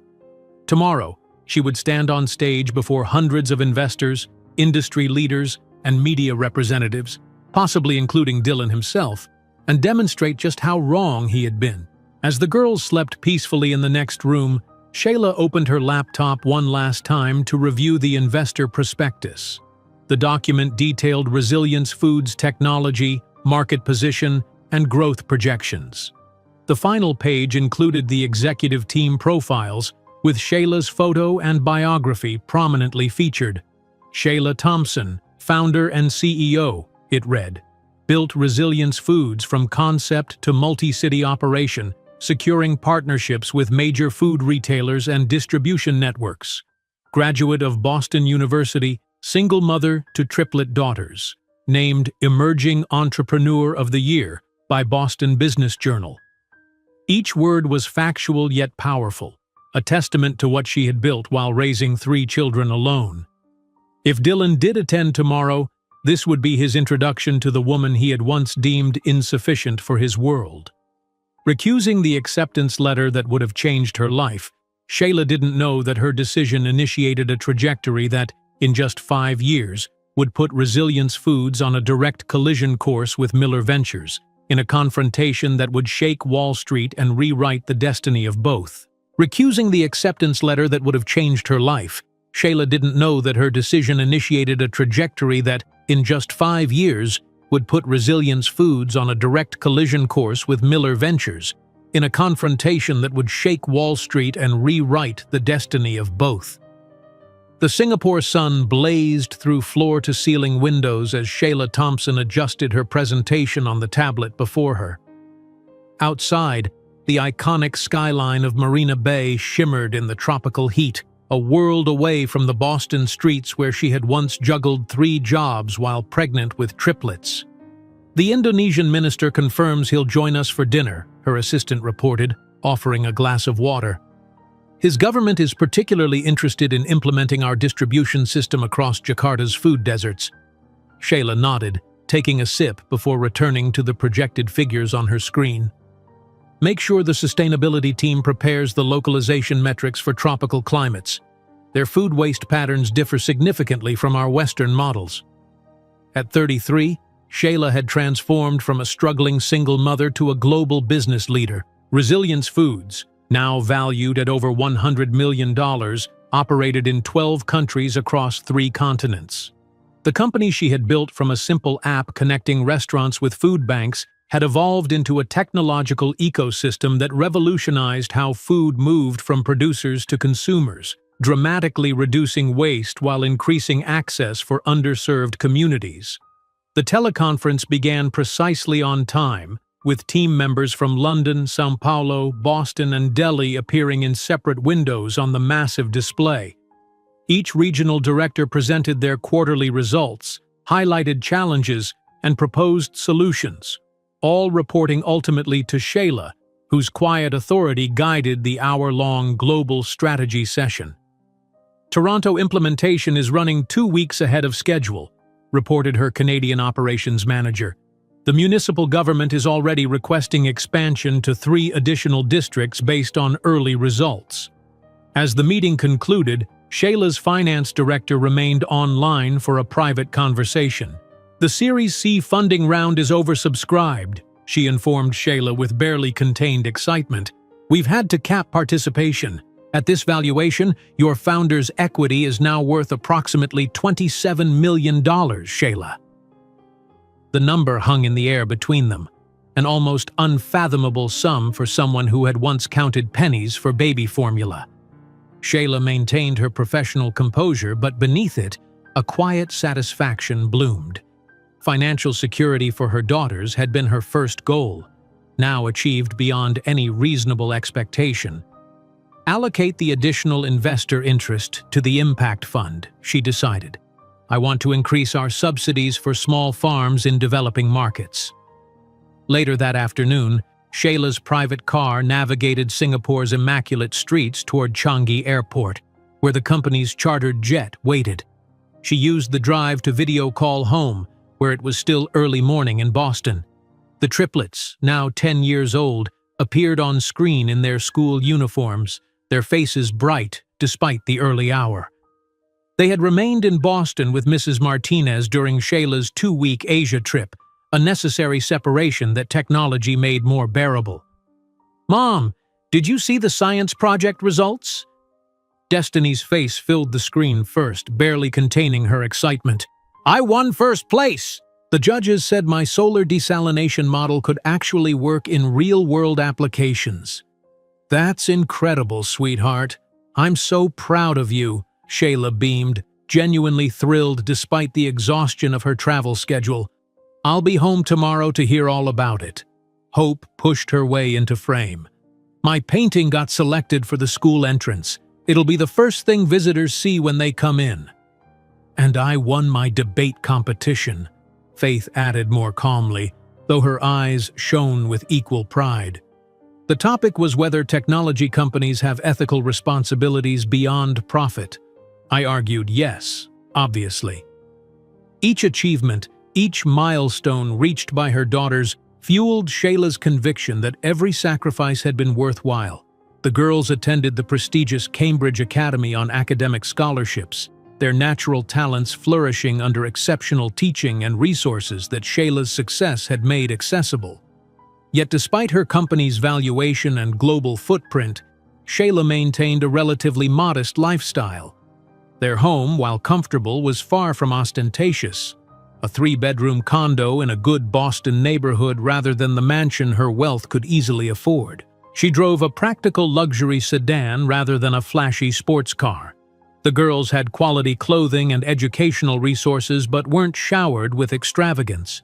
This deliberate restraint sometimes puzzled her investors, who expected the founder of a rapidly scaling tech company to indulge in more visible trappings of success. "Most of our profits are reinvested in expansion," she explained when questioned about her conservative financial approach. "I'm building something sustainable, not extracting maximum personal benefit in the short term." What she didn't articulate was the deeper truth, that security, not luxury, was her driving force. Every dollar saved was insurance against the vulnerability she had once known, a buffer protecting her daughters from ever experiencing the desperation of their early years.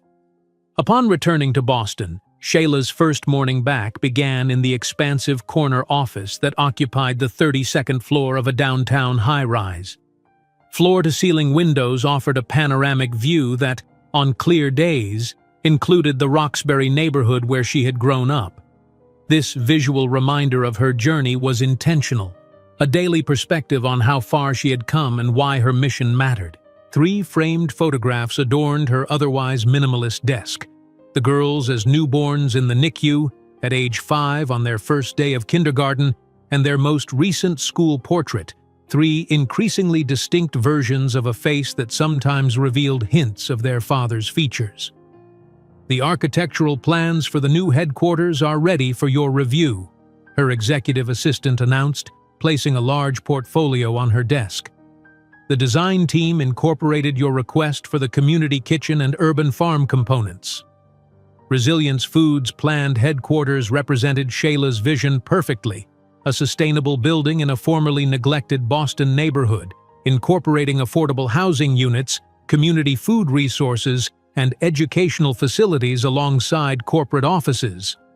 That afternoon, Shayla met with her chief financial officer and legal team to discuss a series of potential acquisitions that would strengthen Resilience's market position. This logistics company would integrate perfectly with our distribution model, her CFO explained, highlighting key metrics on the presentation. Their cold chain technology would solve several challenges we're facing in tropical markets. Shayla nodded, making notes as each opportunity was presented. The meeting progressed efficiently until the last slide appeared on screen, a potential competitor analysis. Miller Ventures has been increasingly active in our sector, the market analyst explained, bringing Shayla's attention sharply into focus. They've invested heavily in several adjacent technologies, particularly in the restaurant inventory management space. There on the screen was Dylan's company logo, alongside metrics detailing Miller Ventures' recent market moves. Though Shayla had occasionally seen mentions of his company in industry publications, this was the first time their business interests had directly overlapped. "Are they considering direct competition with our platform?" she asked, keeping her voice neutral. "Not yet, but their investment pattern suggests they're assembling capabilities that could eventually constitute a competing ecosystem," the analyst replied. They recently acquired a predictive analytics firm that specializes in consumer food purchasing behavior. Shayla absorbed this information with outward calm, though her mind raced with implications. Was it possible that after all these years her path might cross with Dylan's in a professional context? The thought was simultaneously unsettling and oddly satisfying. "Monitor their acquisitions closely," she instructed. "I want to be notified of any moves that might impact our market position." That evening, as Shayla helped the girls with homework at their dining table, Faith looked up from her social studies assignment with a thoughtful expression. "Mom, do rich people have a responsibility to help others who aren't rich?" The question, coming after Shayla's earlier thoughts about Dylan, struck a particular chord. "I believe they do," she answered carefully. "Those with resources have the power to create positive change. With privilege comes responsibility." Faith nodded, writing something in her notebook. "That's what I thought. I'm writing about ethical wealth for my essay." Destiny, working through advanced mathematics problems, interjected without looking up. "Statistical evidence shows that wealth distribution follows a Pareto principle. The richest 20% control roughly 80% of resources." "Which isn't fair," added Hope from behind her sketchbook.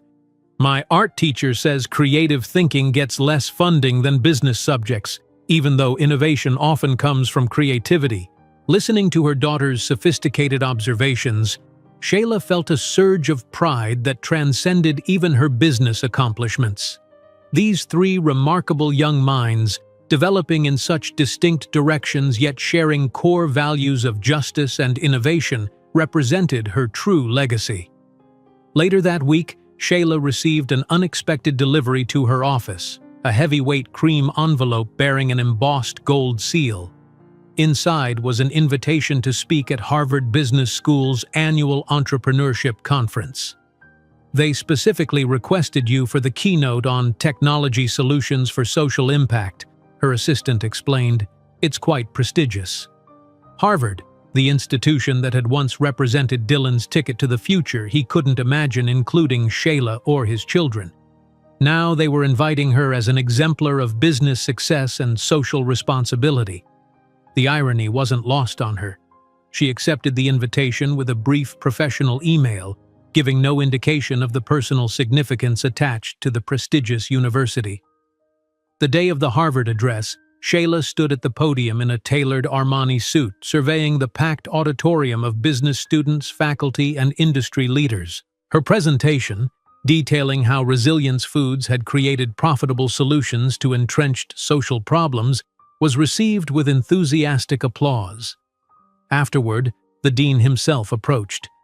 "Ms. Thompson, your company's growth trajectory is remarkable. We'd love to develop a case study on Resilience Foods for our curriculum." "I'd be honored," Shayla replied, maintaining her composed smile while inwardly appreciating the full-circle moment. The institution that had given Dylan the credentials to reject her as unsuitable was now studying her business as a model for future leaders. The following morning, Shayla was reviewing acquisition documents when her assistant interrupted. "You've been selected for Forbes' 50 Most Powerful Women in Business issue. They want to schedule a photo shoot and interview next week." The magazine feature represented another milestone, recognition not just of Resilience Foods' success, but of Shayla's personal journey as a business leader. The photo shoot took place in her office, with the Boston skyline serving as backdrop. The photographer, accustomed to working with executives who required extensive direction, seemed pleasantly surprised by Shayla's natural poise. "You carry yourself with remarkable confidence," he commented between shots. "Necessity taught me that," she replied simply. When the magazine was published 3 weeks later, Shayla found herself in distinguished company: CEOs of Fortune 500 companies, founders of tech unicorns, finance pioneers. The article highlighted Resilience Foods' innovative technology and rapid growth, but also noted her unorthodox path to success. Thompson's approach to business leadership was forged through personal challenges, the profile read. Building a tech company while raising triplet daughters as a single mother informed her unique perspective on efficiency, resource allocation, and purpose-driven growth. That evening, as Shayla helped the girls with homework, Destiny noticed the magazine on the counter. "You look really powerful in this picture, Mom," she observed, studying the professional portrait. "Do I?" Shayla asked, genuinely curious about her daughter's perception. "Yes," Faith agreed, examining the image. "You look like someone who makes important decisions." "And your clothes are beautiful," added Hope, always attentive to aesthetic details. "That blue suit matches your confidence."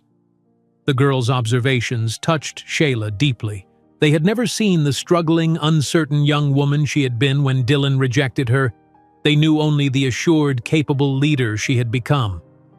As she tucked them into bed that night, Shayla contemplated how dramatically her life had transformed in 10 years. From counting coins for baby formula to overseeing a global enterprise. From fearing eviction to being featured in Forbes. From being deemed unsophisticated to setting industry standards.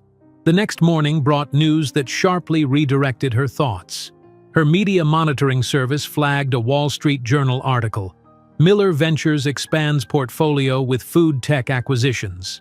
The article detailed how Dylan Miller's investment firm had purchased several small companies in the food technology space, consolidating them into a new division focused on optimizing restaurant operations and supply chain management. A quote from Dylan outlined his vision. "The food industry remains surprisingly antiquated in its approach to inventory management and distribution. Miller Ventures sees tremendous opportunity in bringing financial discipline and technological innovation to this space."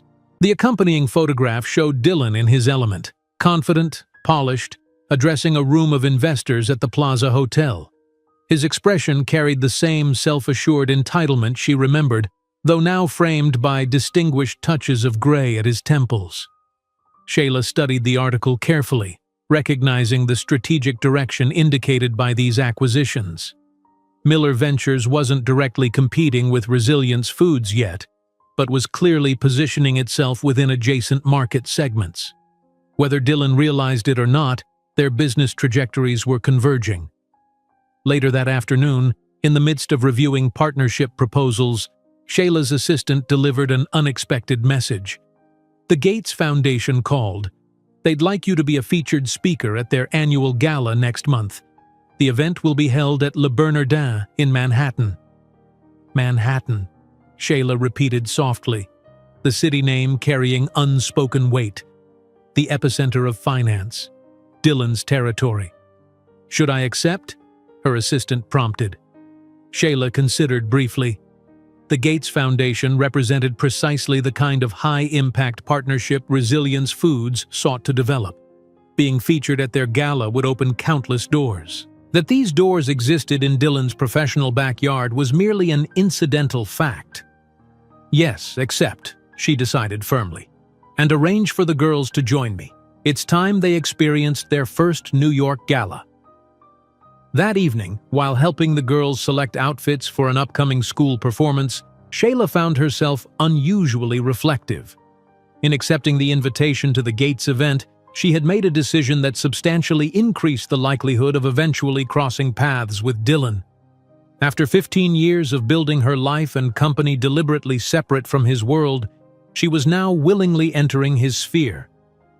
"Mom, do you think I should wear the blue dress or the green one for the recital?" Hope asked, interrupting her thoughts. "The green brings out your eyes," Shayla answered automatically, then added with sudden inspiration, "Actually, what would you girls think about getting special dresses made for the New York event? Something really elegant?" Their enthusiastic response made her smile. Despite her practical approach to material possessions, this milestone deserved celebration. Her daughters would enter Manhattan society not as afterthoughts or inconveniences, but as poised young women from a successful family, a family that had thrived without the man who had deemed them unworthy of his future. As she completed the online registration for the Gates Foundation Gala, Shayla was unaware that fate had already set the stage for a momentous encounter. The event guest list, recently finalized but not yet publicized, included not only major philanthropists and tech leaders, but also representatives from prominent investment firms seeking partnerships with the foundation's global initiatives. Among them, Dylan Miller, founder and CEO of Miller Ventures.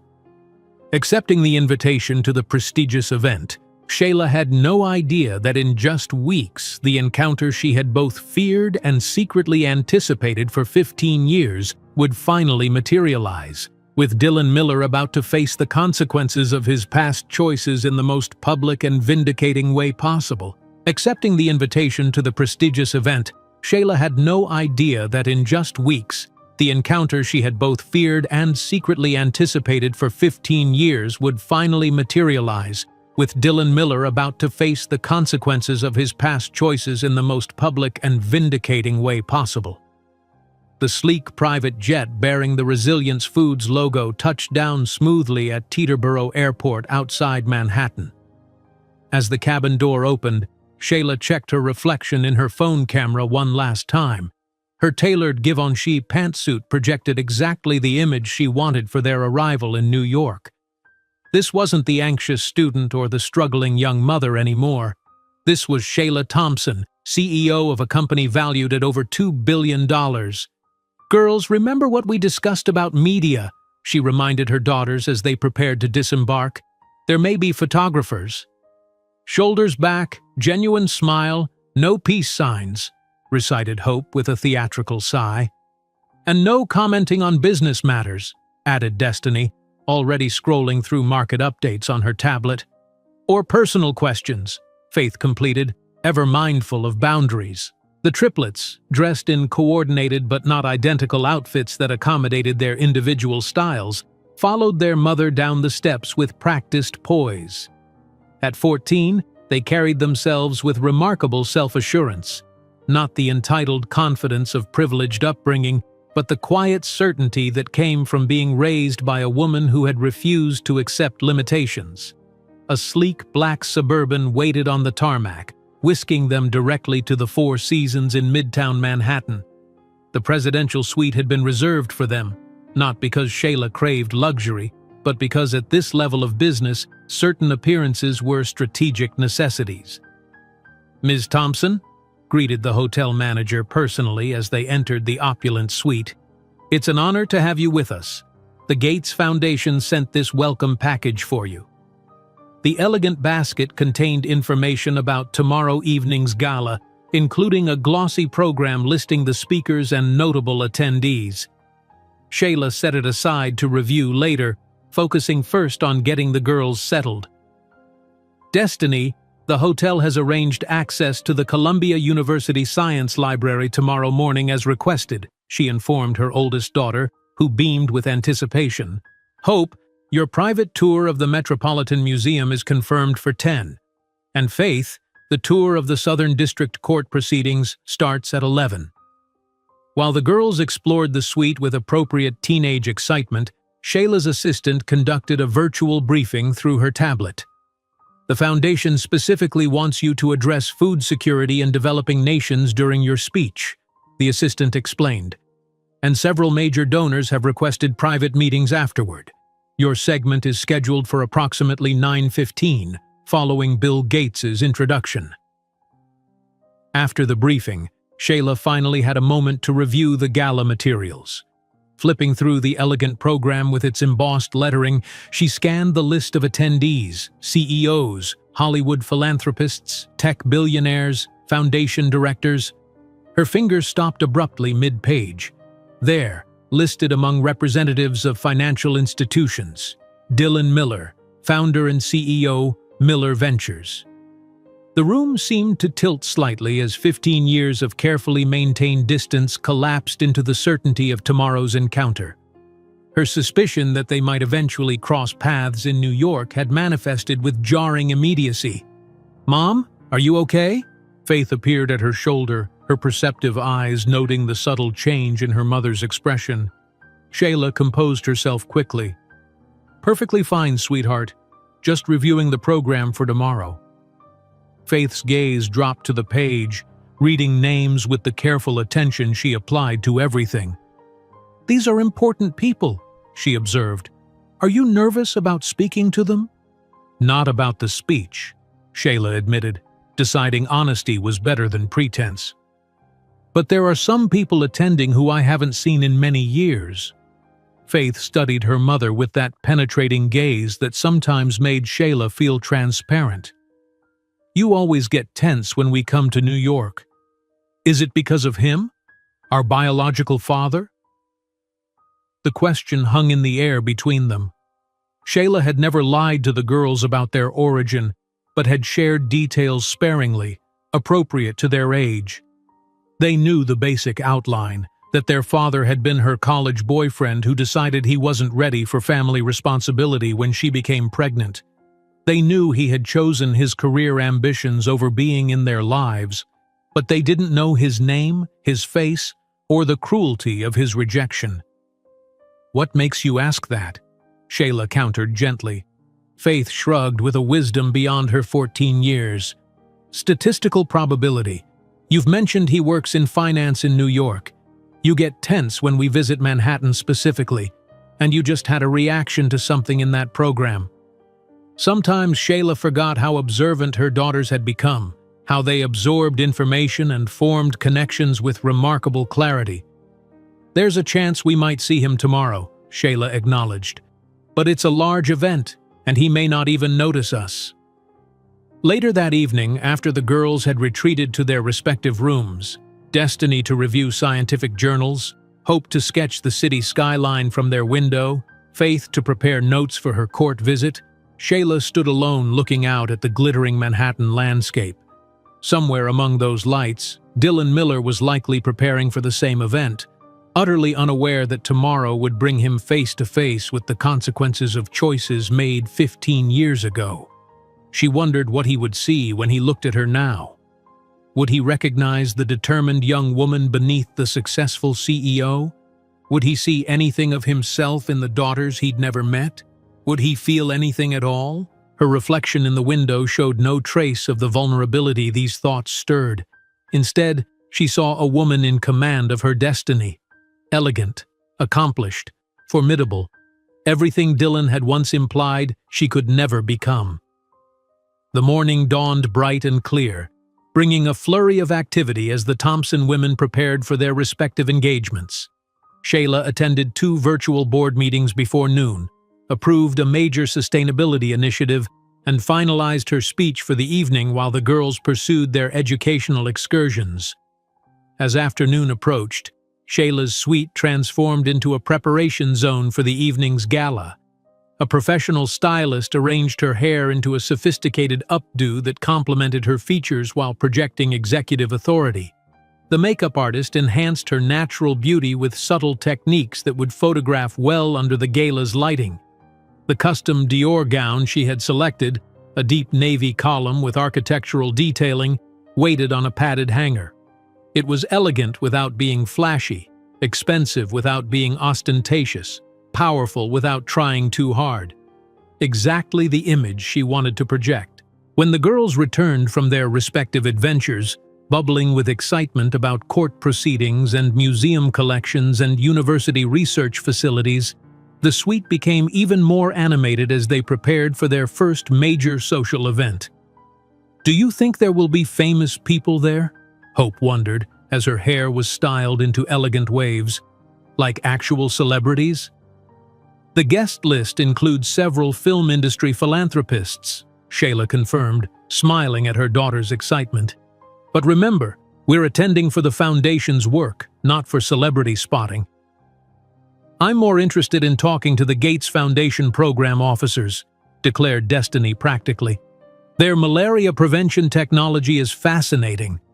Faith, already dressed in a sophisticated midnight blue gown that complemented her mother's, sat quietly observing the preparations. Of the three, she remained the most thoughtful about the evening's potential significance beyond the obvious glamour. "Mom," she said during a private moment as the others were finishing dressing, "if we do see him tonight, our biological father, what should we do?" Shayla sat beside her, careful not to wrinkle either of their gowns. "That's entirely your choice, sweetheart. You don't owe him anything, not your attention, not your time, not even acknowledgement if you don't wish to give it." Faith nodded slowly, processing this. "And you? What will you do if you see him?" "Be professional," Shayla answered simply. "This evening is about Resilience Foods and the Gates Foundation's important work, nothing else." By 7:30, the Thompson women were ready. Shayla resplendent in her navy Dior, the girls elegant in age-appropriate gowns that nevertheless spoke of taste and quality. As they descended in the private elevator to meet their waiting car, Shayla felt a curious sense of destiny, as though 15 years of hard work, sacrifice, and achievement had been leading inexorably to this evening. Le Bernardin's private event space had been transformed for the gala, with subtle lighting highlighting the contemporary art on the walls and elegant floral arrangements centering each table. The guest list was limited to 200 of the most influential figures in business, technology, and philanthropy, an intimate gathering by Manhattan social standards. Shayla and the girls were escorted to their table near the front, positioned prominently due to her speaking role. As they made their way through the room, heads turned and whispers followed. Some recognizing the CEO featured recently in Forbes, others curious about the striking young women accompanying her. "Ms. Thompson, an honor to meet you," greeted a senior program officer from the Gates Foundation. "Your work in Southeast Asia has been transformative for our food security initiatives." Similar interactions followed, foundation executives, fellow entrepreneurs, potential partners, all eager to spend a few moments with the woman who had revolutionized food distribution technology. The girls handled the attention with remarkable poise, engaging thoughtfully when addressed, demonstrating the social grace Shayla had cultivated in them alongside their academic achievements. Shayla maintained perfect composure throughout these exchanges, while her peripheral awareness remained alert for one particular face. The cocktail hour progressed, dinner was served, and still there was no sign of Dylan. Perhaps he had canceled, she thought, feeling an uncomfortable mixture of relief and disappointment. As the main course concluded, Bill Gates himself approached their table, greeting Shayla warmly. "Your technology deployment in Jakarta exceeded all our projections," he noted with characteristic precision. "We'd like to discuss expanding the model to 20 additional cities next quarter." We've been refining the platform specifically for high-density urban environments with limited cold storage infrastructure, Shayla replied. I'd be delighted to have my team present the enhanced capabilities. As they spoke, a subtle shift in the room's energy drew Shayla's attention to the entrance. A new group had arrived, Japanese businessmen in immaculate suits, accompanied by a tall American with familiar features despite the distinguished silver threading his temples. Dylan Miller had arrived. He hadn't seen her yet, occupied with introducing his Japanese companions to various attendees. Shayla maintained her conversation with Gates, but her awareness had splintered. One part engaged in discussion about food security metrics while another tracked Dylan's progress through the room. She felt rather than saw her daughters notice her distraction. Faith, always the most perceptive, followed her sightline to identify its cause, her eyes widening slightly in realization. With a subtle touch, Faith alerted her sisters, and suddenly all three were surreptitiously observing the man who had contributed half their DNA but none of their upbringing. Ms. Thompson will be speaking shortly, an event coordinator informed her, breaking the moment. If you'll prepare to move to the stage after the Foundation Director's introduction. Nodding, Shayla squeezed her daughter's hands reassuringly before moving toward the staging area. From this vantage point, she could see Dylan more clearly, still handsome in a conventional way, though stress had carved lines around his eyes that hadn't been there 15 years ago. He laughed at something one of his companions said, that same confident laugh she remembered, the sound of someone accustomed to controlling rooms and conversations. He still hadn't noticed her. The Foundation Director began her introduction, outlining Resilience Foods' global impact and Shayla's visionary leadership. As applause signaled her cue, Shayla ascended to the stage with measured grace, her navy gown catching the subtle lighting.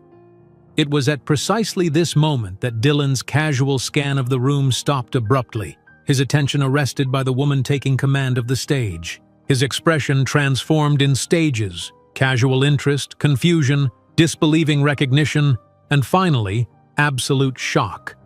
Shayla felt his recognition like a physical force but didn't acknowledge it, turning instead to address the assembled dignitaries with perfect composure.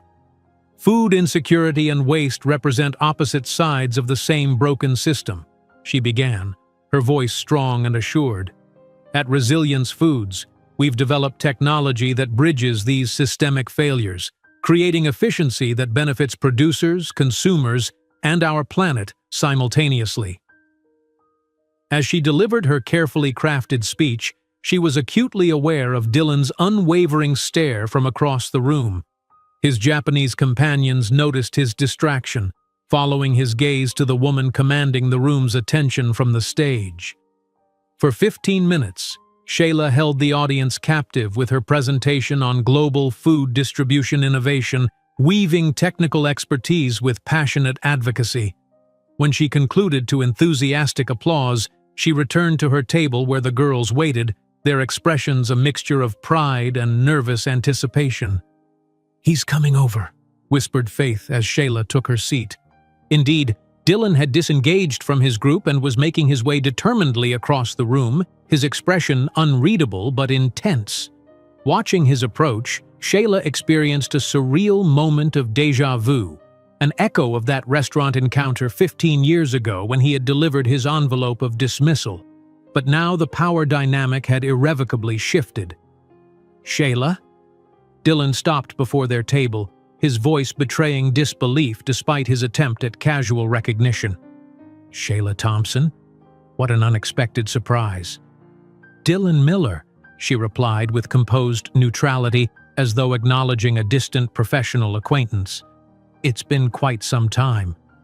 His eyes darted from her face to the elegant jewelry at her throat, the designer gown, the confident posture, all external markers of the success that had been inconceivable to him when he'd dismissed her potential. Then, inevitably, his gaze shifted to the three young women seated beside her, three variations of the same striking features, with eyes that unmistakably mirrored his own. While preparing for the gala, adjusting her elegant necklace, Shayla couldn't imagine that in the next few hours, the confrontation she both feared and secretly anticipated would become the most public and vindicating moment of her life, with Dylan Miller finally facing the consequences of his past choices.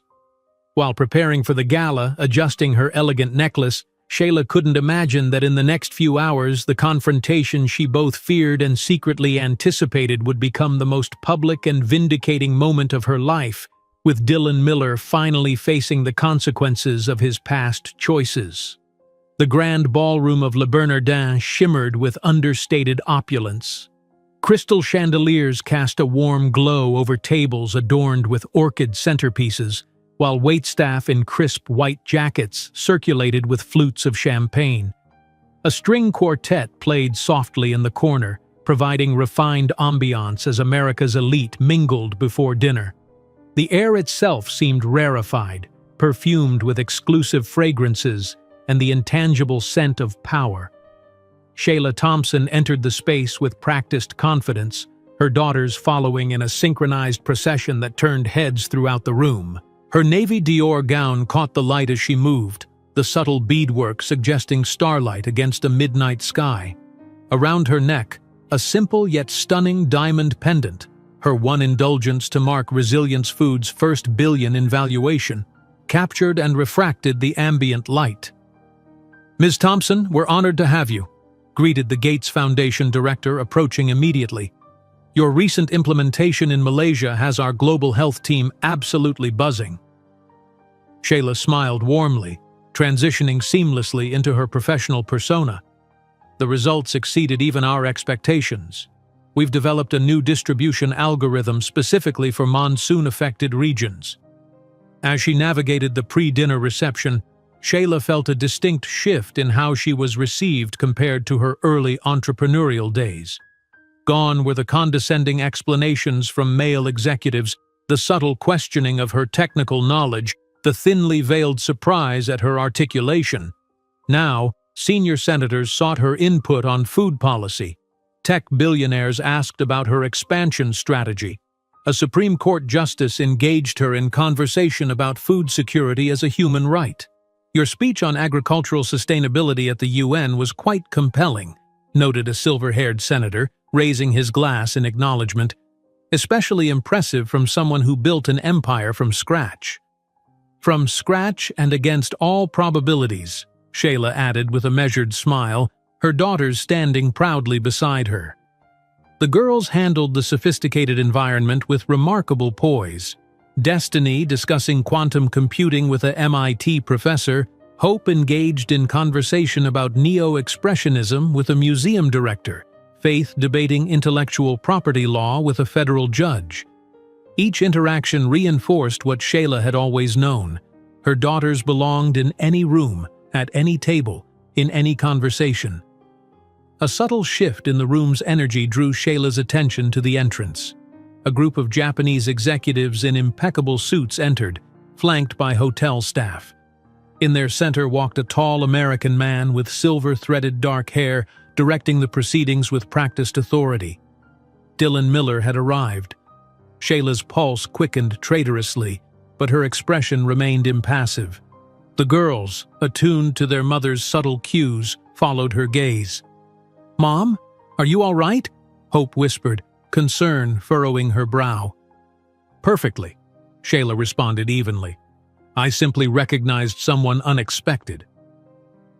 Dylan moved through the crowd with the easy confidence of a man accustomed to deference.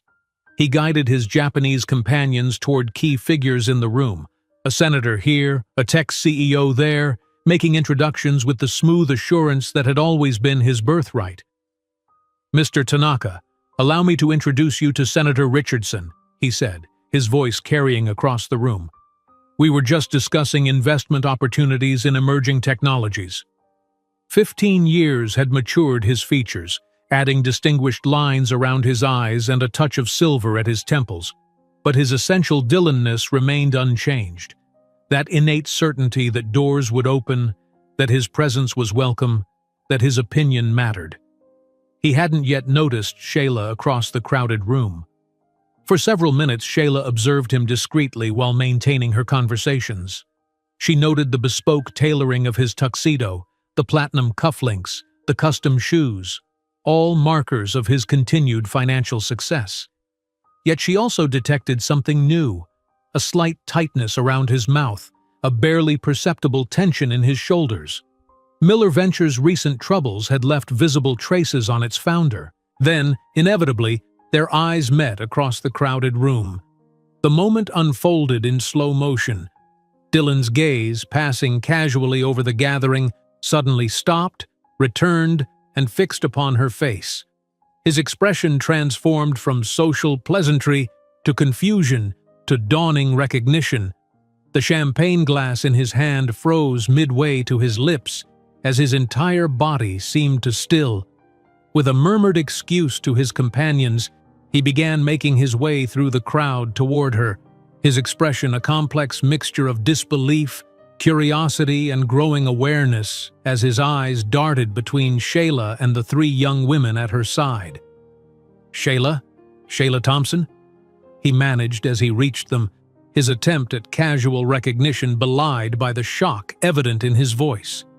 "Dylan Miller," she replied coolly, as if acknowledging a distant professional acquaintance rather than the man who had once shattered her world. What a coincidence. His eyes performed a rapid assessment, taking in her elegant attire, the diamond pendant at her throat, the poised confidence that hadn't existed when he knew her. Then, inevitably, his gaze shifted to the three teenage girls standing beside her, three variations of the same striking features, with eyes unmistakably like his own staring back at him with curious intensity. "These are my daughters," Shayla introduced with deliberate casualness. "Destiny, hope, and faith." Dylan's face drained of color as he processed the simple math. "Daughters? 3? Triplets," Shayla confirmed, her voice even. "They just turned 15 years old." The implication hung in the air between them. Dylan swallowed hard, his composure cracking visibly as he calculated dates and realized the truth. He began, unable to complete the sentence. "Yes, Dylan, they're your biological daughters." Her voice remained steady, but carried an undercurrent of steel, "the ones you paid $5,000 to resolve." The girls, who had been watching this exchange with increasing confusion and dawning realization, stiffened at these words. They had never been told the specific circumstances of their father's absence, only that he had chosen not to be involved in their lives. "Mom?" Destiny questioned, her analytical mind rapidly processing this new information. "Who exactly is this man?" Dylan extended a trembling hand. I'm an old friend of your mother's." "Actually," Shayla interrupted, her voice clear enough to attract attention from nearby tables, "this is Dylan Miller, CEO of Miller Ventures. And he is also your biological father, the one who decided we weren't worthy of being part of his life." A hush fell over the immediate vicinity as people registered the unfolding drama. The Japanese executives watched with inscrutable expressions, cultural reserve masking whatever judgment they might be forming. "Shayla, could we possibly speak in private?" Dylan implored, his eyes darting nervously to the attentive observers around them. "Why?" She raised an eyebrow. "Are you concerned about your public image now?" A small, serene smile played at her lips. "Interesting how $5,000 seemed such a generous amount to you back then. Did you know I recently donated $5 million to programs supporting single mothers in Boston? I thought of you when I signed the check." The triplets' eyes widened with comprehension of the full picture, pieces of a puzzle they hadn't known existed suddenly fitting into place. Faith, with her natural legal mind, was the first to fully process the implications. "You abandoned us before we were even born?" she asked directly, her voice holding the precise, measured tone that had already intimidated opposing debate teams.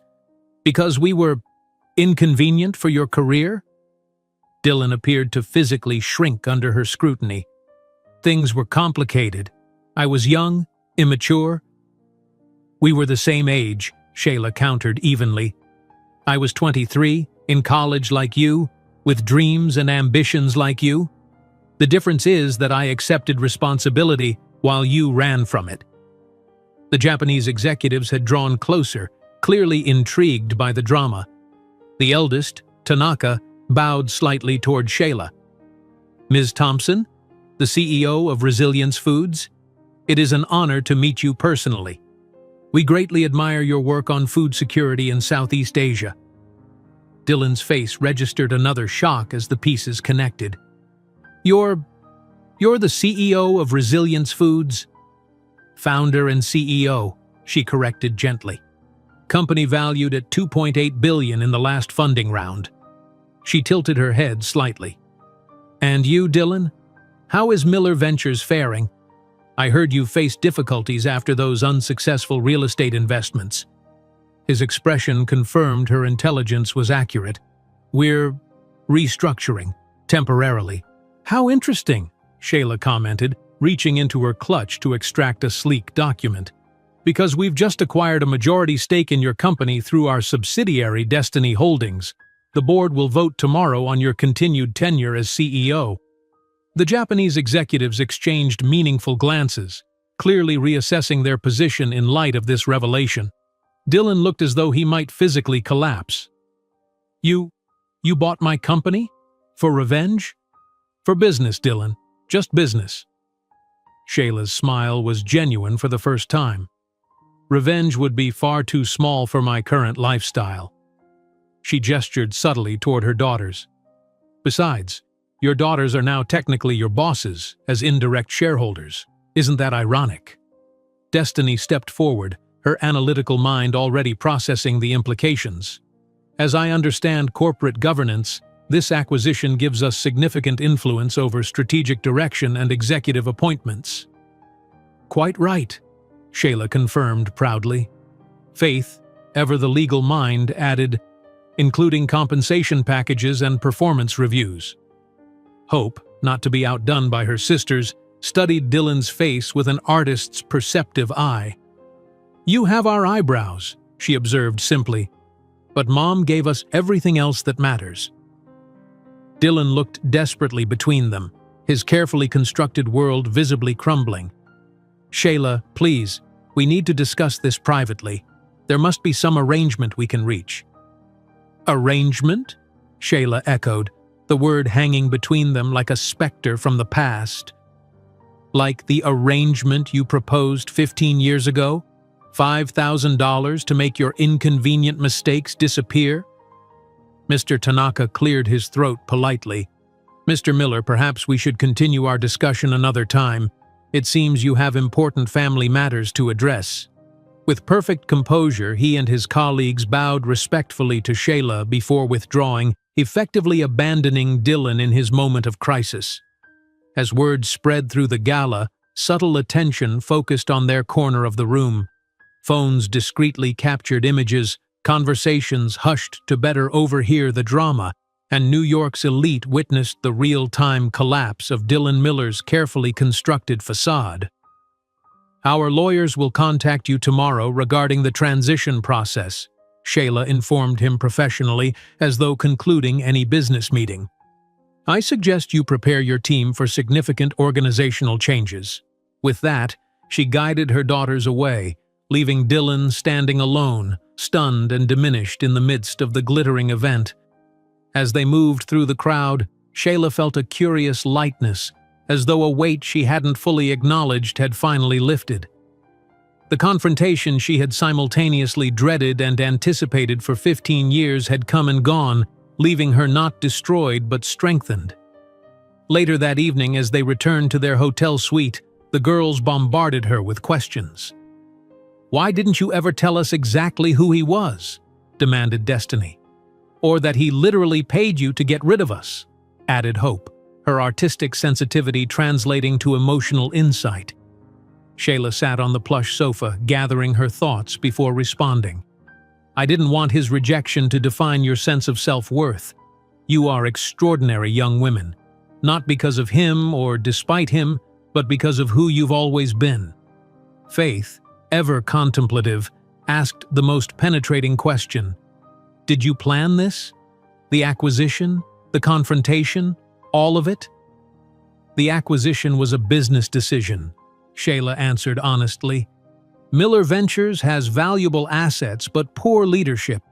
As for the confrontation, life sometimes arranges perfect moments of justice that we couldn't orchestrate if we tried. As they prepared for bed, the reality of the evening's events continued to unfold digitally around them. Shayla's phone buzzed with messages from her executive team, board members, and publicist, all responding to initial rumors already circulating through elite Manhattan circles. By morning, the business world would be dissecting every angle of this dramatic corporate and personal collision. Standing at the window overlooking Manhattan's glittering skyline, Shayla felt no triumph or vindication, only completion. The circle that began with rejection in a Cambridge apartment 15 years ago had finally closed in a prestigious Manhattan restaurant. The journey between those points had forged her into someone unrecognizable from the vulnerable young woman Dylan had discarded. As she gazed at the sleeping forms of her daughters, Shayla realized that Dylan's rejection had been, paradoxically, his greatest gift to her. Without it, she might never have discovered her true capabilities, never been forced to develop the strength and resilience that defined her now. The painful crucible of those early years had burned away everything inessential, leaving only determination and clarity of purpose. Tomorrow would bring new challenges, managing the media narrative around the acquisition, integrating Miller Ventures into the Resilience Foods ecosystem, determining Dylan's future role, if any. But tonight, watching her daughters sleep peacefully in their luxurious Manhattan suite, Shayla Thompson allowed herself something rare, a moment of pure satisfaction in the perfect symmetry of fate. While the flashes of cameras captured the moment Dylan's empire publicly crumbled, no one realized that the true confrontation between them was just beginning. A final battle that would determine not only the fate of their businesses, but also the future of three extraordinary young women who carried the legacy of both. While the flashes of cameras captured the moment Dylan's empire publicly crumbled, no one realized that the true confrontation between them was just beginning. A final battle that would determine not only the fate of their businesses, but also the future of three extraordinary young women who carried the legacy of both. The morning headlines exploded across digital and print media with ruthless efficiency. Shayla's tablet screen illuminated with notifications as she sipped her coffee in the Four Seasons suite, watching the business world process last night's revelation. CEO in crisis Dylan Miller, confronted by past and hostile takeover, declared the Wall Street Journal, featuring a candid photo of Dylan's shocked expression as he faced Shayla and the triplets. The New York Times took a different angle. Resilience Foods acquires Miller Ventures, a story of redemption and female empowerment, complete with a professionally shot image of Shayla from her recent Forbes profile. Social media platforms had transformed the encounter into something approaching modern mythology. The abandoned pregnant student who became a billionaire, the privileged man who dismissed her now facing her as his superior. Video clips of their exchange, surreptitiously recorded by gala attendees, had already garnered millions of views. "Mom, we're trending on Twitter," announced Hope, scrolling through her phone. "And there's a hashtag called #ResilienceDaughters." Faith looked up from her tablet, her expression troubled. "They're calling it the ultimate revenge takeover." "Is that what this is? Revenge?" Shayla set down her coffee cup and considered her daughter's question carefully. The girls sat around the elegant breakfast table in their hotel robes, three variations of the same thoughtful face turned toward her expectantly. This was the conversation she had been preparing for since last night. "Come sit with me," Shayla said, moving to the living area of the suite. When they had settled around her, she took a deep breath. "I need to tell you the complete truth about your father and why I never told you his identity." For the next hour, Shayla shared the unvarnished reality of Dylan's rejection. His cruel dismissal of her as not sophisticated enough, the envelope with $5,000, his statement that a girl from Roxbury didn't fit into his future plans.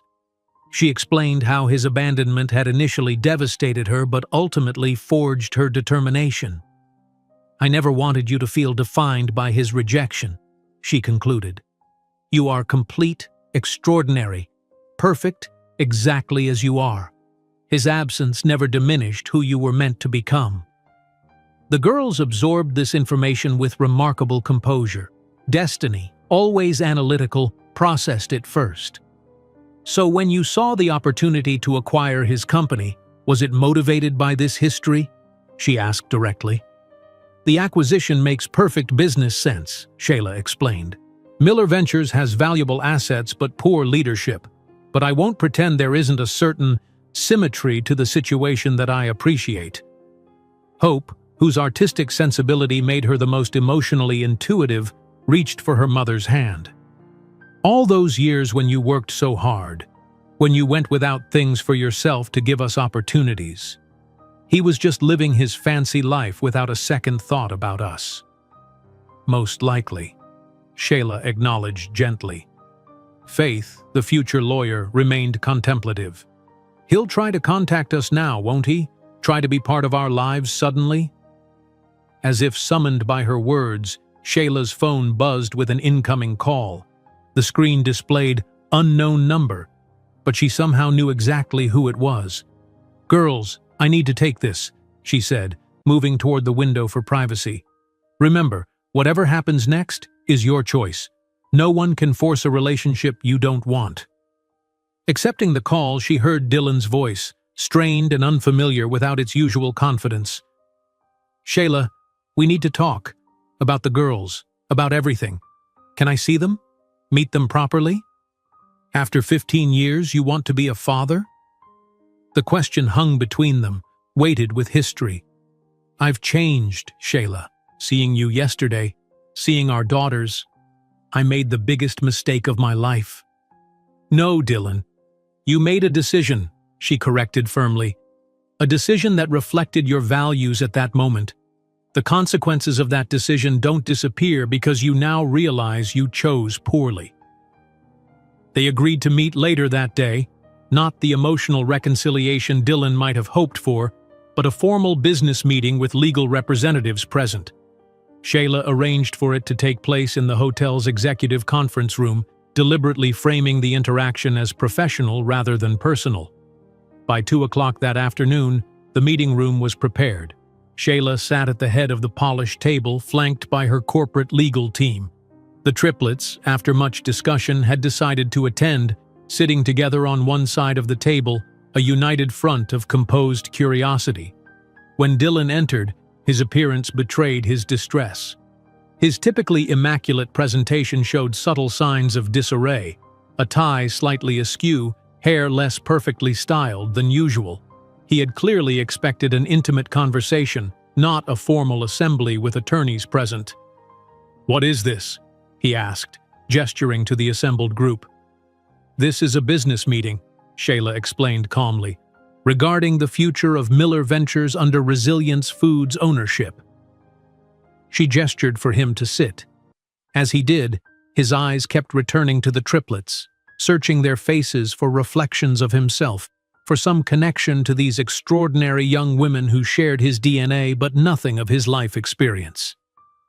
"Our proposal is straightforward," Shayla began, signaling her attorney to distribute documents. "You will remain as CEO of Miller Ventures for a transitional period of 6 months, reporting directly to the new board. After that period, if you meet established performance metrics, you may retain an executive position, though not as CEO." Dylan stared at the papers in disbelief. "This is about business, not about reconciliation?" Faith, demonstrating the legal mind that already had her teachers predicting a future on the Supreme Court, spoke up. "It's about competence, Mr. Miller. Your company has lost 40% of market value under your leadership in the past 3 years." Her tone was precise, clinical. "It's not personal, it's just business, as you yourself taught our mother 15 years ago." Dylan flinched visibly at having his words reflected back by the daughter he'd never known.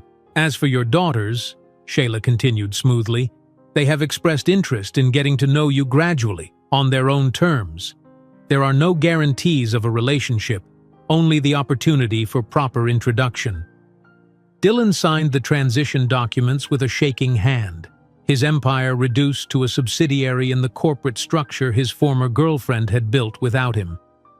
"Everything I've worked for," he murmured, watching as his signature transferred control of Miller Ventures. "No, Dylan. Everything I've worked for," Shayla corrected gently. "While you climbed corporations with privileged connections, I built something from nothing, working 3 shifts while pregnant with triplets, finishing college between diaper changes, raising 3 extraordinary human beings, and revolutionizing an industry, all alone because you decided we weren't worthy of being part of your brilliant future." The following morning, as news of the acquisition formalized, the stock market responded with approval. Resilience Foods shares rose 3% on opening, while Miller Ventures stabilized after weeks of decline, the market clearly confident in the new leadership structure. In the limousine heading to the airport, the triplets discussed their impressions of their biological father with the thoughtful maturity that consistently amazed Shayla. "He seems smaller than I imagined," Hope observed pensively. "Not physically, but as a person." Destiny nodded agreement. "It's strange to think half our DNA comes from him, yet feel no connection whatsoever." "We should give him a chance," Faith decided after a moment's reflection. "Not for his sake, but for ours, to understand our origins." Shayla watched her daughters with indescribable pride. They possessed the strength she had been forced to discover in her darkest hours, but without the scars she carried. As their private jet lifted off from Teterboro Airport, Shayla gazed down at the Manhattan skyline receding below them. The city she had once feared revisiting was now just another location where her business empire extended its reach. Dylan Miller, the man who had once made her feel insignificant, was now merely another executive in her growing organization. The true victory wasn't in having defeated him in business or exposed him socially. It lay in the 3 brilliant young women seated across from her, discussing their future contributions to the world with passion and purpose. It existed in the woman she had become, not defined by abandonment, but strengthened by the journey it had inadvertently initiated. The $5,000 check that she had never used for Dylan's intended purpose had indeed become the first investment in what grew into a billion-dollar empire. The rejection that should have destroyed her had instead catalyzed her rise. The life he had discarded as insufficient for his standards now surpassed his by every measurable metric. "Where do we go from here, Mom?" Hope asked, always curious about their next adventure. Shayla smiled, finally free from the weight of the past. "Anywhere we want, sweetheart. The entire world is open to us." And it was, unlimited, unshadowed by past ghosts, just the infinite horizon of possibilities she had built through the purest, most unshakable determination to prove, first to herself and then to the world, that she had always been more than enough. While the plane took off from New York, neither Shayla nor her daughters could imagine how this confrontation would change not only their lives, but would inspire thousands of women around the world to transform rejection into strength, a legacy far more powerful than any financial empire ever built. If you enjoyed today's video, I'm sure you'll love the next one. Don't waste time. Just click on the screen.